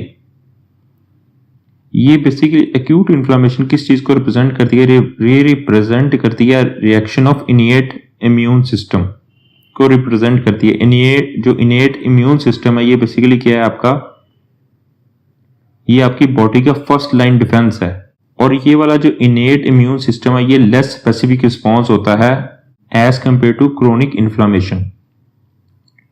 एक्यूट इन्फ्लामेशन के स्टिमुलाई की बात करें तो आपकी बॉडी में अगर इन्फेक्शन आ गया है, देखिए क्रोनिक इन्फ्लामेशन में क्या है, देखिए क्रोनिक इन्फ्लामेशन इस चीज का है कि वो आपकी बॉडी में लॉन्ग टर्म रहती है, इसी वजह से इसको बोलते हैं, इसका जो लेस स्पेसिफिक रिस्पॉन्स होता है as compare to acute inflammation का इन द क्रोनिक इन्फ्लामेशन के निस्बत। एक्यूट इन्फ्लामेशन का स्टिमुलाई में इन्फेक्शन बॉडी में एंटर हुआ है, बॉडी में कोई ट्रॉमा हुआ है या नेक्रोसिस जिसे डेड टिश्यूज कहते हैं या फॉरेन बॉडीज, इसके नतीजे में आपकी बॉडी जो रिस्पॉन्ड करती है इन स्टिमुलाई के नतीजे में, उसकी वजह से एक्यूट इन्फ्लामेशन हो जाती है। एक्यूट इन्फ्लामेशन का मकसद क्या होता है, ताकि आपका जो सेल इंजरी जो कॉज कर रहे हैं उसको रिमूव करना और आपका जो हीलिंग प्रोसेस है उसको इनिशिएट करना, यानी इनिशिएट हीलिंग प्रोसेस। अब इसके मीडिएटर्स हैं, इनको आपने रटा लगाना है एक्यूट इन्फ्लामेशन के। इसमें टॉल लाइक रिसेप्टर्स हैं, एराकिडोनिक एसिड मेटाबोलाइट्स हैं, न्यूट्रोफिल्स इन्वॉल्व होती हैं, एसिनोफिल्स, एंटीबॉडीज जो प्री एग्जिस्टिंग आपकी बॉडी में मौजूद होती हैं, मैस्ट सेल्स और बेसोफिल्स। ये तकरीबन आपके जितने भी बॉडी के सेल्स अंदर मौजूद होते हैं सीबीसी में, जब हम टोटल ब्लड काउंट करवाते हैं उसमें कंप्लीमेंट भी इन्वॉल्व होता है और हेगमैन फैक्टर जिसे फैक्टर 12 कहते हैं। ये सारे आपके बेसिकली मीडिएटर कहाँ पे इन्वॉल्व हैं, आपकी एक्यूट इन्फ्लामेशन में। दूसरा यहाँ पे लिखा हुआ इन्फ्लामासोम। इन्फ्लामासोम बेसिकली क्या होता है, ये बेसिकली आपका जो साइटोप्लाज्मिक प्रोटीन का कम्प्लेक्स होता है, साइटोप्लाज्मिक प्रोटीन का कम्प्लेक्स होता है। ये बेसिकली किन चीजों को रिकॉग्नाइज करता है बॉडी के अंदर, ये बॉडी के अंदर रिकॉग्नाइज करता है डेड सेल्स को, माइक्रोबियल प्रोडक्ट्स को और थर्ड पे क्रिस्टल्स को, जो आपको यूरिक एसिड क्रिस्टल कहते हैं। उन चीजों को ये क्या करता है, ये रिकॉग्नाइज पहचानता है और उनको पहचान के क्या करता है, ये उनके नतीजे में इंटरलूकन 1 को एक्टिवेट करता है और इंटरलूकन 1 नेक्स्ट क्या करता है, आपका इन्फ्लामेटरी रिस्पॉन्स करता है, इन्फ्लामेटरी रिस्पॉन्स। अब देखें यहाँ पे लिखा हुआ जो इन्फ्लासोम है तो बेसिकली साइटोप्लाज्मिक प्रोटीन का कम्प्लेक्स है जो बेसिकली रिकॉग्नाइज करता है किसके प्रोडक्ट्स को, डेड सेल के प्रोडक्ट को, माइक्रोबियल प्रोडक्ट्स को और क्रिस्टल को, जिसकी एग्जांपल उसने यूरिक एसिड क्रिस्टल की दी हुई है। और इसके नतीजे में क्या करता है, ये आपके इंटरलूकन 1 को एक्टिवेट करता है और इन्फ्लामेटरी रिस्पॉन्स होता है। जब हम कंपोनेंट्स की बात करें, एक्यूट इन्फ्लामेशन के 2 कंपोनेंट्स है, एक वेस्कुलर कंपोनेंट है, दूसरा सेलुलर कंपोनेंट है। इसमें देखिए कंपोनेंट्स हैं, एक्यूट इन्फ्लामेशन के 2 कंपोनेंट्स हैं, एक वेस्कुलर है, दूसरा हमारे पास क्या है, सेलुलर। वेस्कुलर में क्या होता है, अगर आपको एक मॉस्किटो ने बाइट की है तो वहां पे क्या होगा, वहां पे एक्यूट इन्फ्लामेशन हो जाएगी। एक्यूट इन्फ्लामेशन क्या होगी, मॉस्किटो ने बाइट किया तो वहां पे क्या होगी, रेडनेस हो जाएगी। और दूसरा क्या, वार्मनेस। ये बेसिकली रेडनेस और वार्मनेस बेसिकली क्या है, आपका कार्डिनल साइन है जो मैंने आपको पीछे डिस्कस किया हुआ है किसका, एक्यूट इन्फ्लामेशन का। अब बेसिकली उसने खोला है वेस्कुलर में क्या होता है, वेजोडाइलेशन होती है। वेजोडाइलेशन क्या होती है, ये रेडनेस की वजह से होती है। देखें ये चीज को आप समझे, जब वेजोडाइलेशन होती है तो वहां पे जो आर्ट्रियोलर मसल्स हैं वो रिलैक्स हो जाते हैं, जिसकी वजह से वहां पे ब्लड फ्लो है वो इंक्रीज हो जाता है इनिशियल तौर पे। लेकिन बाद में वहां पे ब्लड फ्लो क्या होता है, स्लो हो जाता है। ब्लड फ्लो क्या होता है आपका, स्लो हो जाएगा, वहां पे वो क्या करवाएगा, स्टेसिस करवा देगा। अब नॉर्मल उसने ये इस चीज को समझे, एंडोथेलियल परमेबिलिटी कैसे इंक्रीज होती है, इस सिनेरियो को उसने शॉर्टकट में लिखा हुआ है। अगर ये बेसिकली आपके ब्लड वेसल है, जब टिश्यू यहाँ पे डैमेज होते हैं तो ये आपके जो एंडोथेलियल है ये कॉन्ट्रैक्शन करते हैं, कॉन्ट्रैक्ट करते हैं। जब एंडोथेलियल कॉन्ट्रैक्शन करती है, ये देखें ये 2 एंडोथेलियल जब कॉन्ट्रैक्ट करते हैं तो यहां से क्या होगा, इनकी जो परमेबिलिटी है वो इंक्रीज हो जाती है। जब इनकी परमेबिलिटी इंक्रीज होगी तो यहां से क्या होगा, प्रोटीन के जो रिच फ्लूइड्स है वो लीक होगा टिश्यूज के अंदर। प्रोटीन जो का रिच फ्लूइड है वो कहां पे लीक होगा, आपका टिश्यूज के अंदर। जब टिश्यूज के अंदर आपका लीक होगा तो वहां पे स्वेलिंग हो जाएगी, स्वेलिंग नेक्स्ट क्या बेसिकली वहां पे एडिमा हो जाएगा।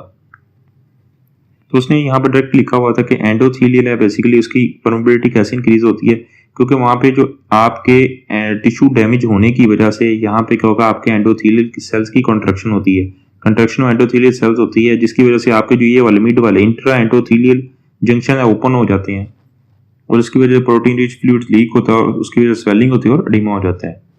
दूसरा उसने लिखा हुआ है कि आपका जो सेलुलर रिस्पॉन्स क्या होता है उसके अंदर एक्स्ट्रावेशन होती है लिकोसाइट, और मेनली उसने बोला हुआ ल्यूट्रोफिल की। इस चीज को समझें, इस चीज का मतलब क्या होता है। इस चीज का मतलब होता है जहां जब भी इन्फ्लामेशन वगैरह कोई इंजरी होती है तो क्या होगा, जो लिकोसाइट है मेनली न्यूट्रोफिल्स वहां से स्क्वीज आउट हो जाती हैं, वहां से निकल आते हैं स्क्वीज आउट। कहां पे स्क्वीज आउट होते हैं, कहां से, पोस्ट कैपिलरी वेन्यूल से। देखें इस स्ट्रक्चर को समझे, ये बेसिकली आपका क्या है, आर्ट्रियोल्स है, ये आपकी कैपिलरीज है। उसने लिखा पोस्ट कैपिलरी यानी कैपिलरी के बाद वेन्यूल्स, ये पोस्ट कैपिलरी क्या है, वेन्यूल्स है, पोस्ट कैपिलरी वेन्यूल, और ये नेक्स्ट क्या वेन्स बनाते हैं।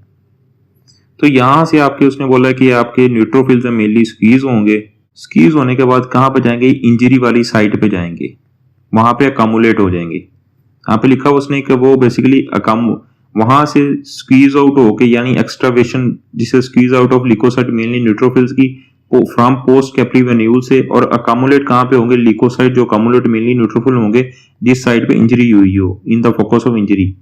वहां पे क्यों अकामुलेट हो जाएंगे, ताकि वहां पे इनकी एक्टिवेशन हो जाए, और एक्टिवेशन होने के बाद क्या करें, ये वहां पे जो पैथोजेंस हैं उनके साथ कंबैट कर सकें, फाइट कर सकें। हम मेनली उसने बोला जो वेस्कुलर का फिनोमेना का मेन मकसद क्या होता है, ताकि आपको जो सेल्स और प्रोटीन्स है उसको साइट ऑफ इंजरी पे या इन्फेक्शन पे लेके आ जा सके। जबकि सेलुलर का मेन फंक्शन क्या होता है, उसने बोला जो लिकोसाइट एक्स्ट्रावेशन है इसके, यानी लिकोसाइट न्यूट्रोफिल के जो स्क्वीज आउट है उसके 4 प्रोसीजर होते हैं, 4 स्टेप्स होते हैं। नंबर 1 मार्जिनेशन होती है और रोलिंग होती है, ये नंबर 1, ये आगे डिटेल में बताऊंगा मार्जिनेशन और रोलिंग कैसे होती है। और मार्जिनेशन और रोलिंग बेसिकली कौन करवा रहे होते हैं, आपके पी सिलेक्टन और ई सिलेक्टन, ये करवा रहे होते हैं। उसके बाद जो सेकंड होता है वहां पे लिकोसाइट्स वगैरह की एडिजन होती है, एडिजन होने के साथ साथ नेक्स्ट क्या होती है, उनकी ट्रांस माइग्रेशन होती है। ट्रांस माइग्रेशन का मतलब क्या होता है, वो आपके जो ब्लड वेसल्स के दरमियान जो क्या करेंगे, ट्रांस माइग्रेशन, ये ब्लड वेसल है उसके दरमियान से गुजर के आपकी इंजरी की साइड पे पहुंचते हैं। और जो नंबर 4 है इसमें क्या लिखा हुआ है उसने, कि फिर ये माइग्रेशन वहां पे होती है और वहां पे जो कीमो अट्रैक्शन यानी वहां पे ये अपने केमिकल्स कीमो अट्रैक्टर्स रिलीज करते हैं, ये अलग टॉपिक है। अब बेसिकली एक्यूट इन्फ्लेमेशन के आउटकम्स क्या है। नंबर 1 पे जो हमारे गुड वन है वो क्या है, अगर बॉडी ने इसको रिजॉल्व कर दिया, एक्यूट इन्फ्लेमेशन को रिजॉल्व करने के बाद वहां पे हीलिंग प्रोसेस स्टार्ट कर देती है, ये सबसे अच्छा होता है। और उसको कौन से मीडिएटर यूज हो रहे होते हैं इसमें, इंटरलूकन 10 और ट्यूमर, इंटरलूकन 10 और transforming growth factor beta use हो रहा होता है। अगर इन्फ्लामेटरी आपके जो प्रोसेस हैं वो क्या इनफ नहीं है, इतने ज्यादा नहीं है कि आपकी इन्फ्लेमेशन को रिजॉल्व कर दें, जिसकी वजह से वहां पे परसिस्टेंट एक्यूट इन्फ्लेमेशन रहती है। और उसके अंदर कौन से मीडिएटर यूज होते हैं, इंटरलूकन 8 अहम रोल अदा कर रहा होता है। नेक्स्ट उसने कहा हुआ कि अपसेस, बेसिकली अपसेस क्या होती है, अपसेस को हम बोलते हैं वॉल्ड ऑफ पस कलेक्शन। जो बेसिकली पस सेल्स किस चीज से बने होते हैं, इसके अंदर किस चीज के आप या तो आपके WBC मौजूद होते हैं या डेड टिश्यूज मौजूद होते हैं, और डेड टिश्यूज के साथ और क्या मौजूद होते हैं, बैक्टीरिया। तो बेसिकली अपसेस को बोलते हैं वॉल्ड ऑफ पस कलेक्शन को बोलते हैं। उसने बोला अपसेस कैसे होगी, अगर एक्यूट इन्फ्लेमेशन की वॉल्ड ऑफ हो जाए बाय फाइब्रोसिस के जरिए, उसको अपसेस बोलते हैं। फाइब्रोसिस बेसिकली क्या, ये भी मतलब वहां पे टिश्यूज फाइब्रोस्ड हो जाते हैं। अगर क्रोनिक इन्फ्लेमेशन, अगर ये तमाम चीजें रहे, क्रोनिक इन्फ्लेमेशन कैसे होगी, अगर आपकी बॉडी का इनिशियल रिस्पॉन्स, इनिशियल इंसल्ट जिसकी वजह से initial cause of injury remove नहीं हो रही है, दूसरा आपका जो इम्यून सिस्टम वो फेल हो गया है, तो उसकी वजह से क्या होगा, आपका क्रोनिक इन्फ्लेमेशन हो जाएगी। इसमें देखें इसका मैकेनिज्म समझे, ये समझना बहुत जरूरी है। यहाँ पर उसने कहा हुआ है कि एंटीजन प्रेजेंटेशन होती है बाय मैक्रोफेजेस। ये एक आपकी एंटीजन आपकी बॉडी में आई है और आपकी बॉडी में क्या होते हैं, एंटीजन प्रेजेंटिंग सेल्स होते हैं। जिसमें आपके बीटा सेल्स की एग्जांपल है और मैक्रोफेजेस। ये बेसिकली जो मीडिया हिस्टोकम्पैटिबल कॉम्प्लेक्स 2 है, ये किसको प्रेजेंटेशन करता है? यहाँ पे मौजूद होते हैं आपके T helper sales, T helper sales. और टी हेल्पर सेल्स के आउटसाइड पे क्या होता है बेसिकली, और ये कौन से टी हेल्पर सेल्स होते हैं? CD4 होते हैं। और उनके आउटसाइड पे होता है टी सेल रिसेप्टर, इसके साथ कंबाइन करता है, जिसकी वजह से क्या होगा, टी हेल्पर सेल एक्टिवेट हो जाते हैं और ये रिलीज करते हैं इंटरफ्रोन गामा को, और इंटरफ्रोन गामा मजीद मैक्रोफेजेस को एक्टिवेट करता है और जो मजीद क्या करेंगे, एंटीजन को डिस्ट्रॉय कर देते हैं। अब क्रोनिक इन्फ्लेमेशन में उसने कहा हुआ कि एंटीजन की प्रेजेंटेशन होती है बाय मैक्रोफेज के जरिए, और अदर एंटीजन प्रेजेंटिंग सेल जैसे बी सेल्स भी इसमें इन्वॉल्व होते हैं, और उसकी वजह से एक्टिवेशन होती है CD4 या टी हेल्पर सेल्स की, और वो क्या करवाते हैं, आपके क्रोनिक इन्फ्लेमेशन हो जाती है इसकी वजह से। क्योंकि ये बेसिकली आपके टी हेल्पर सेल है, ये क्या किस चीज को ड्राइव करते हैं? ये ड्राइव आपके करते हैं क्रोनिक इन्फ्लामेटरी प्रोसेस को। और जब स्कारिंग कब होगी? स्कारिंग तब होती है कि जब आपके डैमेज टिश्यूज होते हैं वो क्या करते हैं, वो रिप्लेस्ड हो जाते हैं बाय फाइब्रस टिश्यूज के साथ during healing process. During healing उसको बोलते हैं स्कार बन जाते हैं। अब उसने बोला जो मैक्रोफेजेस होती हैं ये सेल क्या प्रीडोमिनेंट कहाँ पे होते हैं? ये प्रीडोमिनेंट होते हैं अगर late stage inflammation, acute inflammation की चल रही है, और इनका पीक पॉइंट होगा 2 to 3 days after onset of acute inflammation. और ये कहते हैं डिफरेंट टाइप के साइटोकाइंस को रिलीज करते हैं। साइटोकाइंस क्या प्रमोट करते हैं? वो आपकी रेसोल्यूशन को और हीलिंग को प्रमोट करते हैं। आज का जो हमारा टॉपिक है वो क्या है? ल्यूकोसाइट एक्स्ट्रावेशन। जो ल्यूकोसाइट एक्स्ट्रावेशन होती है बेसिकली क्या होती है, इसकी सबसे पहले हम डेफिनेशन पढ़ लेते हैं जहाँ पे नहीं लिखी हुई है। आसान अल्फाज में आपकी एक इंजरी हो गई है यहाँ पे बॉडी के अंदर, तो ल्यूकोसाइट एक्स्ट्रावेशन ऐसा प्रोसेस है जिसमें आपके जो वाइट ब्लड सेल्स हैं ये आपके ब्लड वेसल से माइग्रेट होके इस इंजरी पे पहुंचते हैं, इस इंजरी की तरफ ट्रेवल करते हैं।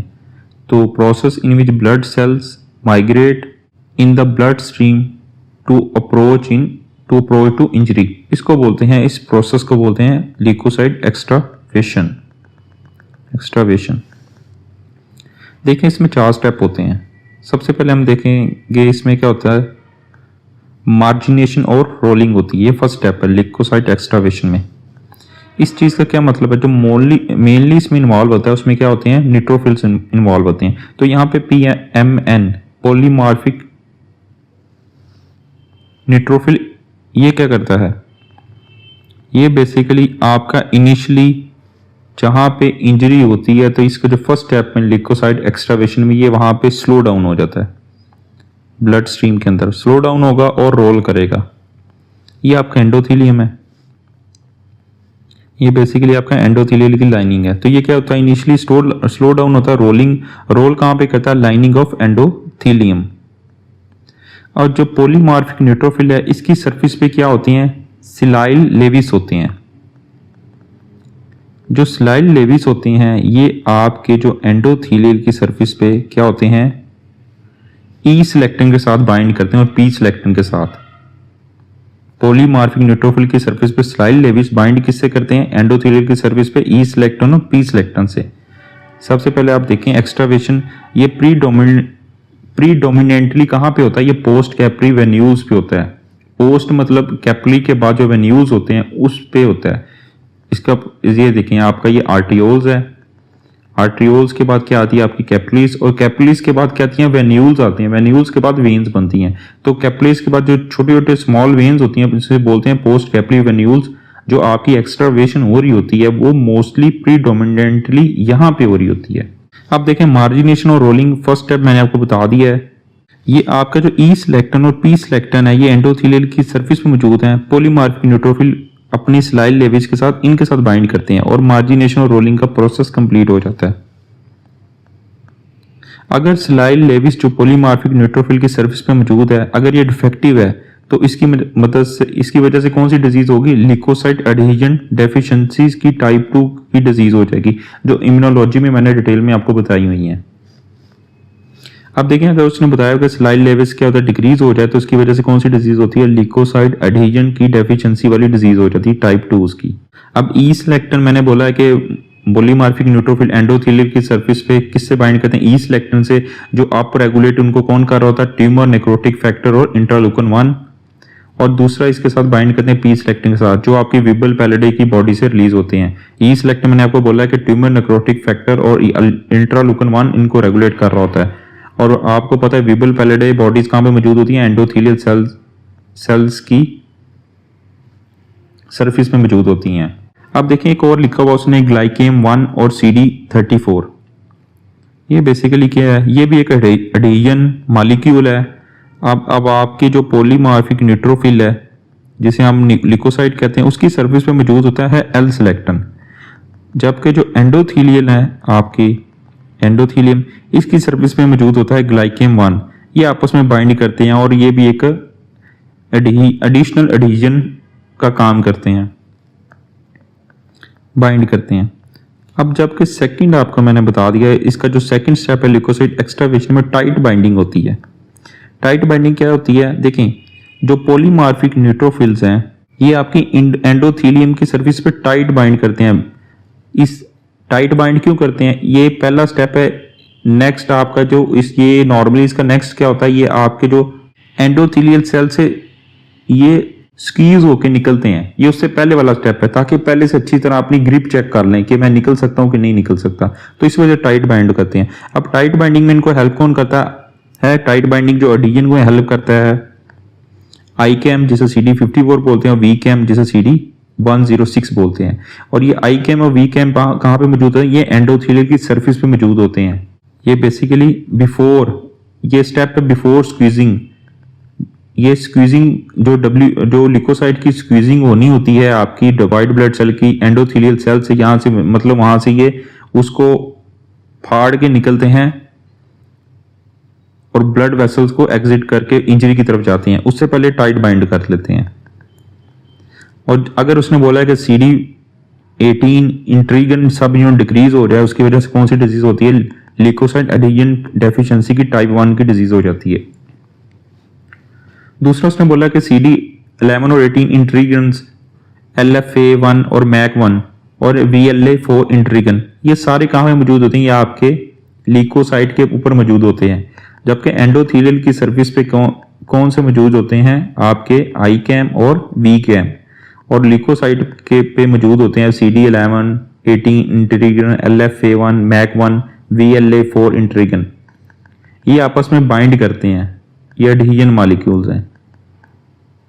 जो नेक्स्ट स्टेप है उसे बोलते हैं डायापिडेसिस, इसे बोलते हैं ट्रांसमाइग्रेशन। जैसे मैंने बोला कि WBC पिछले वाले स्टेप में क्या हुआ, टाइट बाइंड कर लिए थे। अब उसका मेन काम है जो आपकी एंडोथेलियल सेल्स है उसको फाड़ के ब्लड वेसल से होते हुए इंजरी की तरफ जाना, उसे बोलते हैं डायापिडेसिस। इसमें WBC ट्रेवल करते हैं बिटवीन एंडोथेलियल सेल और एग्जिट करते हैं ब्लड वेसल को। ये देखें पॉलीमार्फिक न्यूट्रोफिल ने क्या किया, इसको एंडोथेलियल सेल से गुजर गया और कहां पे पहुंचा है, इंजरी की साइड पे। और इसमें हेल्प कौन करता है, इसको पी कैम जिसे CD31 कहते हैं।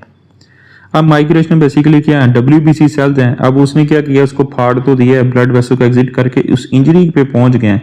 इस वाले स्टेप को माइग्रेशन बोलते हैं। अब WBC ट्रेवल करते हैं थ्रू इंटरस्टिशियम टू एंडोथेलियम से इंटरस्टिशियम में आए, इंटरस्टिशियम में अब वो कहां पे जाते हैं, आपके साइट ऑफ इंजरी जहां पे इन्फेक्शन हुआ हो, और उसको कीमोटैक्टिक सिग्नल्स होते हैं वो अट्रैक्ट करते हैं। और कीमोटैक्टिक फैक्टर्स कौन से होते हैं, C5a जो मैंने आपको इम्यूनोलॉजी में बहुत डिटेल में बताया, इंटरलूकन 8 है, leukotriene B4, 5-HTE, kallikrein, platelet activating factor and formyl methionyl peptides. ये आपके लिए कोई नई चीज़ नहीं, आपको डिटेल में सब चीज़ें बताई हुई हैं इम्यूनोलॉजी में, आप उनके प्लेलिस्ट में चेक कर सकते हैं जहाँ पे इंटरलूकन डिस्कस किया हुआ है। देखिए 5-HETE है, ये बेसिकली क्या होता है, 5-हाइड्रोक्सी इको स्टेटोट्रॉनिक एसिड होता है। 5-हाइड्रोक्सी इको स्टेटोट्रॉनिक एसिड है, ये आपके लिए नई चीज़ थी। इन्फ्लामेशन, जो क्रोनिक इन्फ्लामेशन होती है बेसिकली क्या होती है, ये आपकी लॉन्ग ड्यूरेशन इन्फ्लामेशन की होती है। यानी एक्यूट इन्फ्लामेशन में क्या होता है, ये उसकी शॉर्ट ड्यूरेशन होती है क्रोनिक की क्या होती है, लॉन्ग ड्यूरेशन होती है, ये और टिश्यूज़ के लिए हार्मफुल होती है, लॉन्ग ड्यूरेशन और इन्फ्लामेशन होती है। तो यहाँ पे लिखा हुआ है, तो क्रोनिक इन्फ्लामेशन कौन सी है, प्रोलॉन्ग्ड इन्फ्लामेशन होती है। और करेक्टराइज किस चीज़ से होती है, इसके अंदर मोनोन्यूक्लियर इन्फिल्ट्रेशन पाई जाती है सेल्स की। और कौन कौन से सेल पाए जाते हैं इसमें, मैक्रोफेजेस हैं, लिम्फोसाइट्स और प्लाज्मा सेल्स। ये सेल्स क्या करते हैं, ये सेल्स सिमुल्टेनियसली यानी एक ही वक्त में क्या कर रहे होंगे, टिश्यू की डिस्ट्रक्शन भी, टिश्यू को डैमेज भी कर देते हैं और टिश्यू को रिपेयर भी कर रहे होंगे। तो यहाँ पे लिखा हुआ है ये किस चीज़ को लीड करते हैं, विच लीड टू सिमुल्टेनियसली, यानी एक ही टाइम में क्या कर रहे होते हैं, ये टिश्यू को डिस्ट्रक्शन यानी टिश्यू को डैमेज भी कर रहे हैं और टिश्यू की रिपेयर भी करवा रहे हैं। एग्जाम्पल दी है उसने एंजियोजेनेसिस। एंजियोजेनेसिस को क्या कहते हैं आप, formation of new blood vessel को कहते हैं।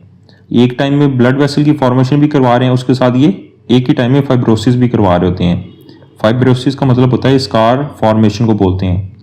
और उसने बोला क्रोनिक इन्फ्लेमेशन ऐसे नहीं होती, may be preceded by acute, पहले एक्यूट इन्फ्लेमेशन होती है, एक्यूट इन्फ्लेमेशन के बाद आपकी क्रोनिक इन्फ्लेमेशन होती है। तो इसका मतलब क्या, मे बी प्रोसीडेड बाय, किस चीज़ से प्रोसीड हो रही होती है, ये एक्यूट इन्फ्लेमेशन से बन रही होती है। पहले एक्यूट इन्फ्लेमेशन बनती है, उसके बाद क्रोनिक इन्फ्लेमेशन हो जाती है।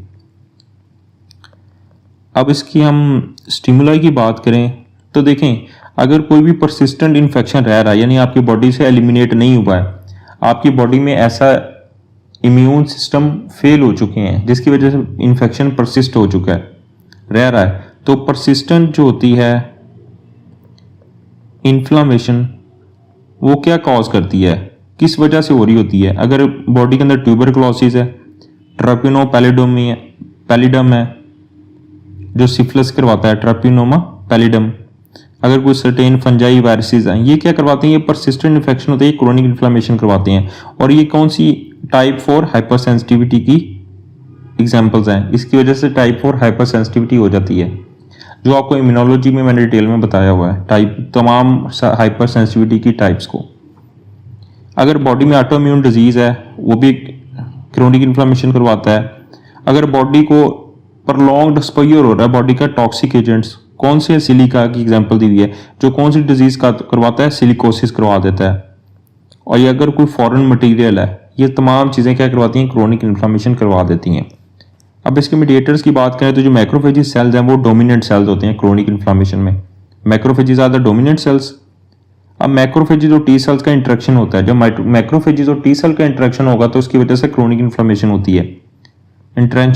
Interaction of macrophages and T cell जो क्या करवाते हैं आपके क्रोनिक इन्फ्लेमेशन। देखिए, इस दो मैकेनिज्म पढ़ने से पहले आपने देखना है, एक तो माइक्रोफेजेस की, ये वीडियो में अटैच कर रहा हूं आपको, मैक्रोफेजेस की डिटेल में आपने चेक कर लेना। अब यहाँ पे समझना है कि मैक्रोफेज क्लासिकल एक्टिवेशन हो रही है पाथवे के थ्रू, एक क्लासिकल वे के थ्रू एक्टिवेट हो रहे हैं, एक माइक्रोफेज अल्टरनेटिव वे के थ्रू एक्टिवेट हो रहे हैं। क्लासिकल जो वे है इसका एक्टिवेशन का, उसे क्या बोलते हैं, उसमें आपके टी हेल्पर सेल 1 स्क्रीट क्या करते हैं, इंटरफेरोन गामा को, जब इंटरफेरोन गामा रिलीज होता है क्या कहते हैं, ये मैक्रोफेजेस को एक्टिवेट कर देते हैं और जो आपकी एंटीजन आई हुई है उसको डिस्ट्रॉय कर दे। ये बेसिकली एक प्रो इन्फ्लामेटरी प्रोसीजर है। सेकंड में क्या होता है, टी हेल्पर सेल 2 है, वो स्क्रीट करते हैं इंटरलूकन 4 और इंटरलूकन 13 को, ये आगे जाकर फिर मैक्रोफेजेस को अल्टरनेट वे के थ्रू एक्टिवेट करते हैं। ये बेसिकली रिपेयर और एंटी इन्फ्लामेटरी होते हैं। अब क्रोनिक इन्फ्लेमेशन से होता क्या है, नंबर 1 एक तो स्कारिंग होती है, स्कार फॉर्मेशन को बोलते हैं। दूसरा एमेल्डियोसिस होता है। एमेल्डियोसिस का मतलब क्या होता है, अकामुलेशन, आपकी जो अबनॉर्मल प्रोटीन है वो आपके टिश्यू और ऑर्गन्स में अकामुलेट हो जाती हैं और वो क्या करवाती हैं, एमेल्डियोसिस करवाती हैं, जो आपको मैंने इसी जनरल पैथोलॉजी में बताया हुआ है, एमेल्डियोसिस को डिटेल में सिस्टेमिक और लोकलाइज भी बताया हुआ है। अब इसमें क्या होता है, क्रोनिक इन्फ्लेमेशन की वजह से क्या होगा, नियोप्लास्टिक ट्रांसफॉर्मेशन भी हो जाती है, जो आपके किस चीज़ को डेवलप करते हैं, कैंसर को डेवलप करते हैं। अगर पेशेंट को क्रोनिक हेपेटाइटिस सी वायरस है, वो क्या करवाता है, वो क्रोनिक इन्फ्लेमेशन करवाता है और नेक्स्ट किसके कैंसर में चेंज होता है, हेपेटोसेलुलर कार्सिनोमा में चेंज हो जाता है। इसी तरह के पेशेंट को एच प्लोरी का इन्फेक्शन है, हेलिकोबैक्टर प्लोरी इन्फेक्शन है, वो क्रोनिक गैस्ट्राइटिस करवाता है। अगर पेशेंट को लॉन्ग टर्म क्रोनिक गैस्ट्राइटिस रहा है तो उसकी वजह से क्या होगा, पेशेंट को गैस्ट्रिक एडिनोकार्सिनोमा हो जाएगा। आज का जो हमारा टॉपिक है वो क्या है, हम फेजेस डिस्कस करेंगे वॉन्ड हीलिंग की, यानी जख्म हमारा हील कैसे होता है, उसकी फेजेस, उसकी 3 फेजेस होती हैं। नंबर 1 इन्फ्लामेटरी फेज होती है, ये वॉन्ड जख्म लगने के 3 दिन तक रहती है, अप टू 3 डेज आफ्टर वॉन्ड, यानी जख्म के लगने के 3 दिन तक ये फेज रहती है। सेकेंड फेज इसे बोलते हैं पॉलीफ्रेटिव। हमें पता है जैसे इन्फ्लामेटरी फेज खत्म होगी तो नेक्स्ट हमारी फेज पॉलीफ्रेटिव स्टार्ट होगी। ये 3 डे से लेके 3 डे से स्टार्ट होती है, 3rd डे से स्टार्ट होने के बाद वीक्स तक रहती है, हफ्तों तक रहती है आफ्टर वॉन्ड के बाद। डे 3 से स्टार्ट होके वीक्स तक रहती है और आफ्टर वॉन्ड यानी जख्म के बाद। जो 3rd फेज है उसे बोलते हैं रिमॉडलिंग स्टेज। ये 1 वीक से लेके 6 वीक तक जाती है और अप्रोक्सीमेटली ये मंथ भी से लग सकते हैं आफ्टर जख्म के बाद। अब यहाँ पे जो डिफरेंट टाइप ऑफ सेल्स हैं ये इसने शॉर्ट फॉर्म में लिखा हुआ है, तो इसने यहाँ पे कोई इतना अच्छा नहीं लिखा हुआ, लेकिन इसे हम 1 बाय 1 डिस्कस करेंगे। इन सेल्स का रोल क्या होता है। देखिए जख्म लगने के बाद जो प्लेटलेट्स है इन्फ्लामेटरी फेज में उसका बहुत अहम रोल होता है। इसका जो मेन काम होता है वो क्लॉट फॉर्मेशन होता है। क्लॉट फॉर्मेशन क्यों होता है प्लेटलेट्स का काम, ताकि आपका जो ब्लीडिंग है जख्म से वो स्टॉप हो सके, रुक सके। अगर जख्म से ब्लीडिंग स्टॉप होगी तो नेक्स्ट प्रोसीजर डिफरेंट प्रोसीजर होंगे, तो ये प्लेटलेट्स का काम है। और दूसरा देखें इसकी जो यहाँ पे लिखा इंक्रीज वेसल परमेबिलिटी, वेसल की परमेबिलिटी क्यों इंक्रीज हो सकती है, ताकि आपके इम्यून सेल्स हैं इस जख्म में एंटर हो सकें, allow immune cell to enter in the wound, इस वजह से वेसल की परमेबिलिटी इंक्रीज होती है। और सेकंड जो इन्फ्लामेटरी फेज है इसमें लिखा हुआ है कौन से सेल आपके सेल यूज होते हैं, न्यूट्रोफिल। न्यूट्रोफिल क्या करवाते हैं, न्यूट्रोफिल की माइग्रेशन होती है इनटू टिश्यू। इस चीज का मतलब क्या है, पीछे मैंने अभी आपको टॉपिक पढ़ाया है, इसमें न्यूट्रोफिल की एक्सट्रावेशन हो रही थी, यानी ल्यूकोसाइट की एक्सट्रावेशन। इस चीज का मतलब क्या है, अगर आपकी बॉडी में इन्फेक्शन या इंजरी हुई है तो ब्लड वेसल्स के अंदर न्यूट्रोफिल उस इंजरी तक पहुंचते हैं, उस इंजरी तक पहुंचने को क्या बोलते हैं, न्यूट्रोफिल एक्सट्रावेशन। तो बेसिकली न्यूट्रोफिल की माइग्रेशन होती है टू द टिश्यू, जो टिश्यू डैमेज हुए होते हैं, इनटू द टिश्यूज। और थर्ड हमारे इन्फ्लेमेटरी फेज में वो क्या है, मैक्रोफेजेस है। मैक्रोफेजेस का काम क्या होता है, मैक्रोफेजेस का जो मेन है ये आप इसे क्लीनर भी कह लें। ये जितना भी आपका डेब्रिस बना होता है, जो मैक्रोफेजेस है वो आपका डेब्रिस को क्लियर करता है सेकंड डे पे, ताकि जितने भी आपके जो डेड टिश्यूज हुए हैं या बैक्टीरिया हुए हैं उनको ये मैक्रोफेज क्लीन करता है, साफ कर देता है, रिमूव कर देता है उस डेब्रिस को। सेकंड फेज है वो प्रोलिफरेटिव फेज है, ये डे 3 से स्टार्ट होती है, वीक तक जाती है आफ्टर द वॉन्ड लगने के बाद, जख्म के बाद। सबसे पहले इसमें लिखे हुए हैं, इसमें देखें लिखा हुआ है डेपोजिशन ऑफ ग्रेनुलेशन टिश्यू, यानी ग्रेनुलेशन टिश्यू की डेपोजिशन होती है। इस चीज का मतलब क्या है, ये बेसिकली न्यू टिश्यूज होते हैं जिनके अंदर ब्लड वेसल क्या होती है, बहुत ज्यादा होती है, rich in blood vessel. New tissue होती हैं जो उनमें ब्लड वेसल बहुत ज्यादा होती हैं, इस वजह से ग्रेनुलेशन टिश्यू की डेपोजिशन होती है। फाइब्रोब्लास्ट और मायोफाइब्रोब्लास्ट क्या करवाते हैं, ये बेसिकली आपकी कोलेजन की सिंथेसिस करवाती हैं। लिखा हुआ ना टाइप 3 कोलेजन, जो वीक कोलेजन है, ये बेसिकली न्यू कोलेजन की सिंथेसिस करवाते हैं। ये न्यू कोलेजन क्या करती है, ये बेसिकली ये प्रोवाइड आपको स्ट्रक्चर प्रोवाइड करती है और साथ साथ स्ट्रेंथ भी प्रोवाइड करती है बॉन्ड को। अब थर्ड हमारा यहाँ पे एंडोथेलियल सेल है जो प्रोलिफरेटिव फेज में, ये बेसिकली क्या करवाता है, ये एंडोथेलियल सेल आपकी न्यू वेसल की फॉर्मेशन करवा देता है, न्यू वेसल्स, जिसे हम एंजियोजेनेसिस भी बोलते हैं। अब लिखा हुआ क्रेटोकिनो, जो क्रेटिनोसाइट्स हैं ये बेसिकली क्या करते हैं, क्रेटिनोसाइट्स आपके यहाँ पे लिखा हुआ एपिथेलियल सेल्स की प्रोलिफरेशन। एपिथेलियल सेल्स की प्रोलिफरेशन क्यों जरूरी है, ताकि आपकी क्रेटिनोसाइट्स क्या करते हैं, एक स्किन बनाते हैं आपके वॉन्ड के ऊपर, जख्म के ऊपर स्किन बनाते हैं। और क्रेटिनोसाइट बेसिकली क्या कर रहे होते हैं, एपिथेलियल सेल्स की प्रोलिफरेशन करवा रहे होते हैं, यानी एपिथेलियल सेल्स को तादाद को बढ़ा रहे होते हैं। तो ये बेसिकली स्किन बनाते हैं वॉन्ड के ऊपर, क्रेटिनोसाइट्स। आगे लिखा हुआ है जी आपका डिसॉल्वेशन ऑफ क्लॉट, वो आपको पता है मैक्रोफेज आपके क्लॉट को डिसॉल्व कराते हैं। क्यों, क्योंकि ये डेब्रिस को रिमूव करते हैं, जिसे आप गंदगी भी कह सकते हैं। अब उसने बोला वॉन्ड की कॉन्ट्रैक्शन कौन करवाता है, जो वॉन्ड की कॉन्ट्रैक्शन करवा रहे होते हैं ये बेसिकली मायोफाइब्रोब्लास्ट करवा रहे होते हैं। अगर उसने बोला हुआ है कि अगर प्रोलिफरेटिव फेज वॉन्ड हीलिंग की डिले है तो उसकी वजह क्या हो सकती है, उसकी वजह हो सकती है विटामिन सी की डेफिशिएंसी या कॉपर की डेफिशिएंसी। अगर आपका जख्म सही नहीं बढ़ रहा है, इसका मतलब क्या है, second phase proliferative phase delay हो रही है, उसमें विटामिन सी और कॉपर की डेफिशिएंसी है। अब लिखा हुआ उसने कि delayed second phase of wound healing, अगर सेकंड फेज वॉन्ड हीलिंग की डिले है, उसका मतलब क्या, वहां पे विटामिन सी और कॉपर की डेफिशिएंसी है। अब थर्ड फेज हमारे पास क्या है, उसे बोलते हैं रिमॉडलिंग। ये फर्स्ट वीक से लेकर 6 वीक या मंथ तक स्टार्ट होती है आफ्टर वॉन्ड, जख्म के बाद। इसमें फाइब्रोब्लास्ट सेल इस्तेमाल होते हैं। अब देखें इस चीज को रिमूव करते हैं। सबसे पहले इसमें जो टाइप 3 कोलेजन बन रही थी वो रिप्लेस हो जाती है टाइप 1 कोलेजन से। आपको पता है ना टाइप 3 कोलेजन कहां बन रही थी, प्रोलिफरेटिव फेज में। टाइप 3 बेसिकली एक टेम्पोरेरी कोलेजन होती है, ये रिप्लेस हो जाती है आपकी स्ट्रॉन्ग कोलेजन से, जिसे बोलते हैं टाइप 1।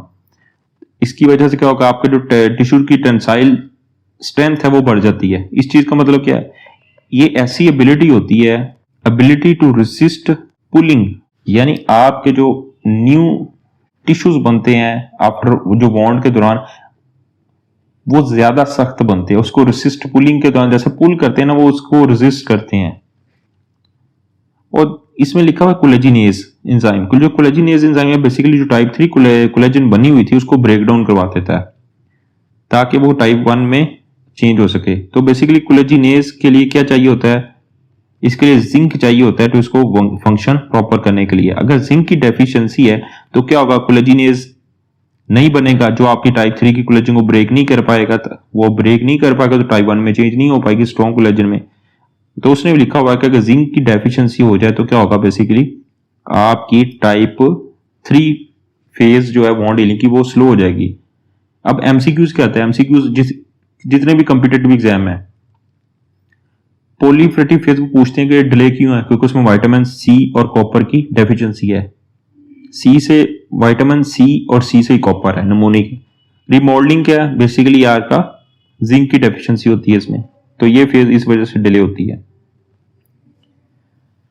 ग्रैनुलोमेटस इन्फ्लामेशन में एक तो चीज आपने याद रखनी है कि इसमें सिंपल सी ग्रैनुलोमा बनता है।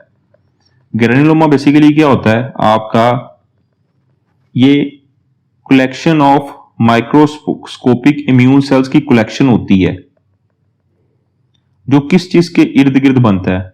ये बेसिकली मैंने क्या कहा, ये आपके जो माइक्रोस्कोपिक इम्यून सेल्स हैं उनकी कलेक्शन होती है जो आपके फॉरेन सब्सटेंसेस या पैथोजन के इर्द गिर्द बनता है, उसको बोलते हैं granuloma. That body can not eradicate, body इसको रिमूव नहीं कर पाती है। अब देखा उसने लिखा ग्रैनुलोमेटस बेसिकली क्या है, type pattern of chronic inflammation का पैटर्न है। और ये कैसे बनती ग्रैनुलोमेटस इन्फ्लेमेशन, ये कैन बी इंड्यूस किस चीज से होता है, अगर परसिस्टेंट टी सेल का रिस्पॉन्स है टू सर्टेन इन्फेक्शन। अगर एक बॉडी में आपका इन्फेक्शन चल रहा है, लॉन्ग टर्म चल रहा है, जैसे कि पेशेंट को टीबी है, तो टीबी में क्या होगा, एक इन्फेक्शन पड़ा तो बॉडी की जो टी सेल्स हैं वो कंटिन्यूसली अपनी क्या करेंगे, अपना दिफा कर रहे होंगे, तो परसिस्टेंट टी सेल रिस्पॉन्स कर रहे होंगे उसको इन्फेक्शन को। उसने एग्जांपल दी हुई है टीबी की। टीबी में आपको पता है ग्रैनुलोमा बनता है, और कौन सा ग्रैनुलोमा बनता है, किशिएटिंग ग्रैनुलोमा। अब उसने बोला कि और क्या हो सकता है, और अगर इम्यून मीडिएटेड डिजीज चल रही है उसमें ग्रैनुलोमेटस इन्फ्लेमेशन हो सकती है, अगर फॉरेन बॉडी है। ये फॉरेन बॉडी मैंने आपको डिटेल में बता दिया है। और बेसिकली उसने बोला कि ग्रैनुलोमा क्या है, granuloma basically wall of resistance stimuli है, यानी रेजिस्टेंस स्टिमुलाई की वॉल ऑफ है, और जो क्या बॉडी उसको कंप्लीटली इरेडिकेट नहीं कर पाती या डिग्रेड यानी तोड़ नहीं सकती है, जिसकी वजह से परसिस्टेंट इन्फ्लेमेशन होगी। और परसिस्टेंट इन्फ्लेमेशन होने की वजह से बॉडी में फाइब्रोसिस हो जाएगा, टिश्यू का फाइब्रोसिस होगा जब, और क्या होगा, फिर आपका ऑर्गन डैमेज हो जाएगा। अब बेसिकली हिस्टोलॉजी की बात करें तो ये आप पिक्चर आपको नजर आ रही है, इसमें देखिए आपको फोकस ऑफ एपिथेलॉइड सेल नजर आ रहे हैं। Focus of epithelioid sales basically क्या होते हैं, ये बेसिकली आपके एक्टिवेटेड मैक्रोफेजेस होते हैं, जिसके अंदर क्या होता है आपका पिंक साइटोप्लाज्म अबंडेंट होता है, आपको पिंक नजर आ रहा है। फोकस एपिथेलॉइड बेसिकली क्या है, एक जगह पे फोकस करें, एक नमूने का देखें, उसमें एक्टिवेटेड मैक्रोफेजेस है और उसका पिंक साइटोप्लाज्म है। और इसके इर्द गिर्द क्या होता है, इसके इर्द गिर्द बेसिकली क्या होती है, आपके लिम्फोस मल्टीन्यूक्लिएटेड जाइंट सेल्स होते हैं और लिम्फोसाइट्स होते हैं, इसको बोलते हैं फोकस एपिथेलॉइड। इसको इर्द गिर्द क्या बना, देखें यहाँ पे लिखा फोकस एपिथेलॉइड, इसमें बेसिकली क्या है ये देखें, ये आपके एपिथेलॉइड सेल्स हैं, इसके इर्द गिर्द लिम्फोसाइट्स और मल्टी और न्यूक्लिएट जाइंट सेल्स हैं, जिसको ग्रैनुलोमा बोलते हैं। अब देखें यहाँ पे लिखा फोकस एपिथेलाइड बेसिकली क्या है, इसमें एक्टिवेटेड मैक्रोफेजेस और जिसके अंदर पिंक साइटोप्लाज्म होता है अबंडेंट बहुत ज्यादा, और इसको सराउंड कौन सी चीजें कर रही होती हैं, लिम्फोसाइट्स और मल्टीन्यूक्लियेटेड जाइंट सेल्स। और ये मल्टीन्यूक्लियेटेड जाइंट सेल बेसिकली कैसे बनते हैं, ये आपकी फ्यूजन से बनते हैं। फ्यूज मतलब इकट्ठे होने से, सेवरल जो एक्टिवेटेड मैक्रोफेजेस हैं वो इकट्ठे होकर मल्टीन्यूक्लियेटेड जाइंट सेल बनाते हैं। अब इसके दो टाइप्स होती हैं, एक कैशिएटिंग और दूसरी नॉन कैशिएटिंग।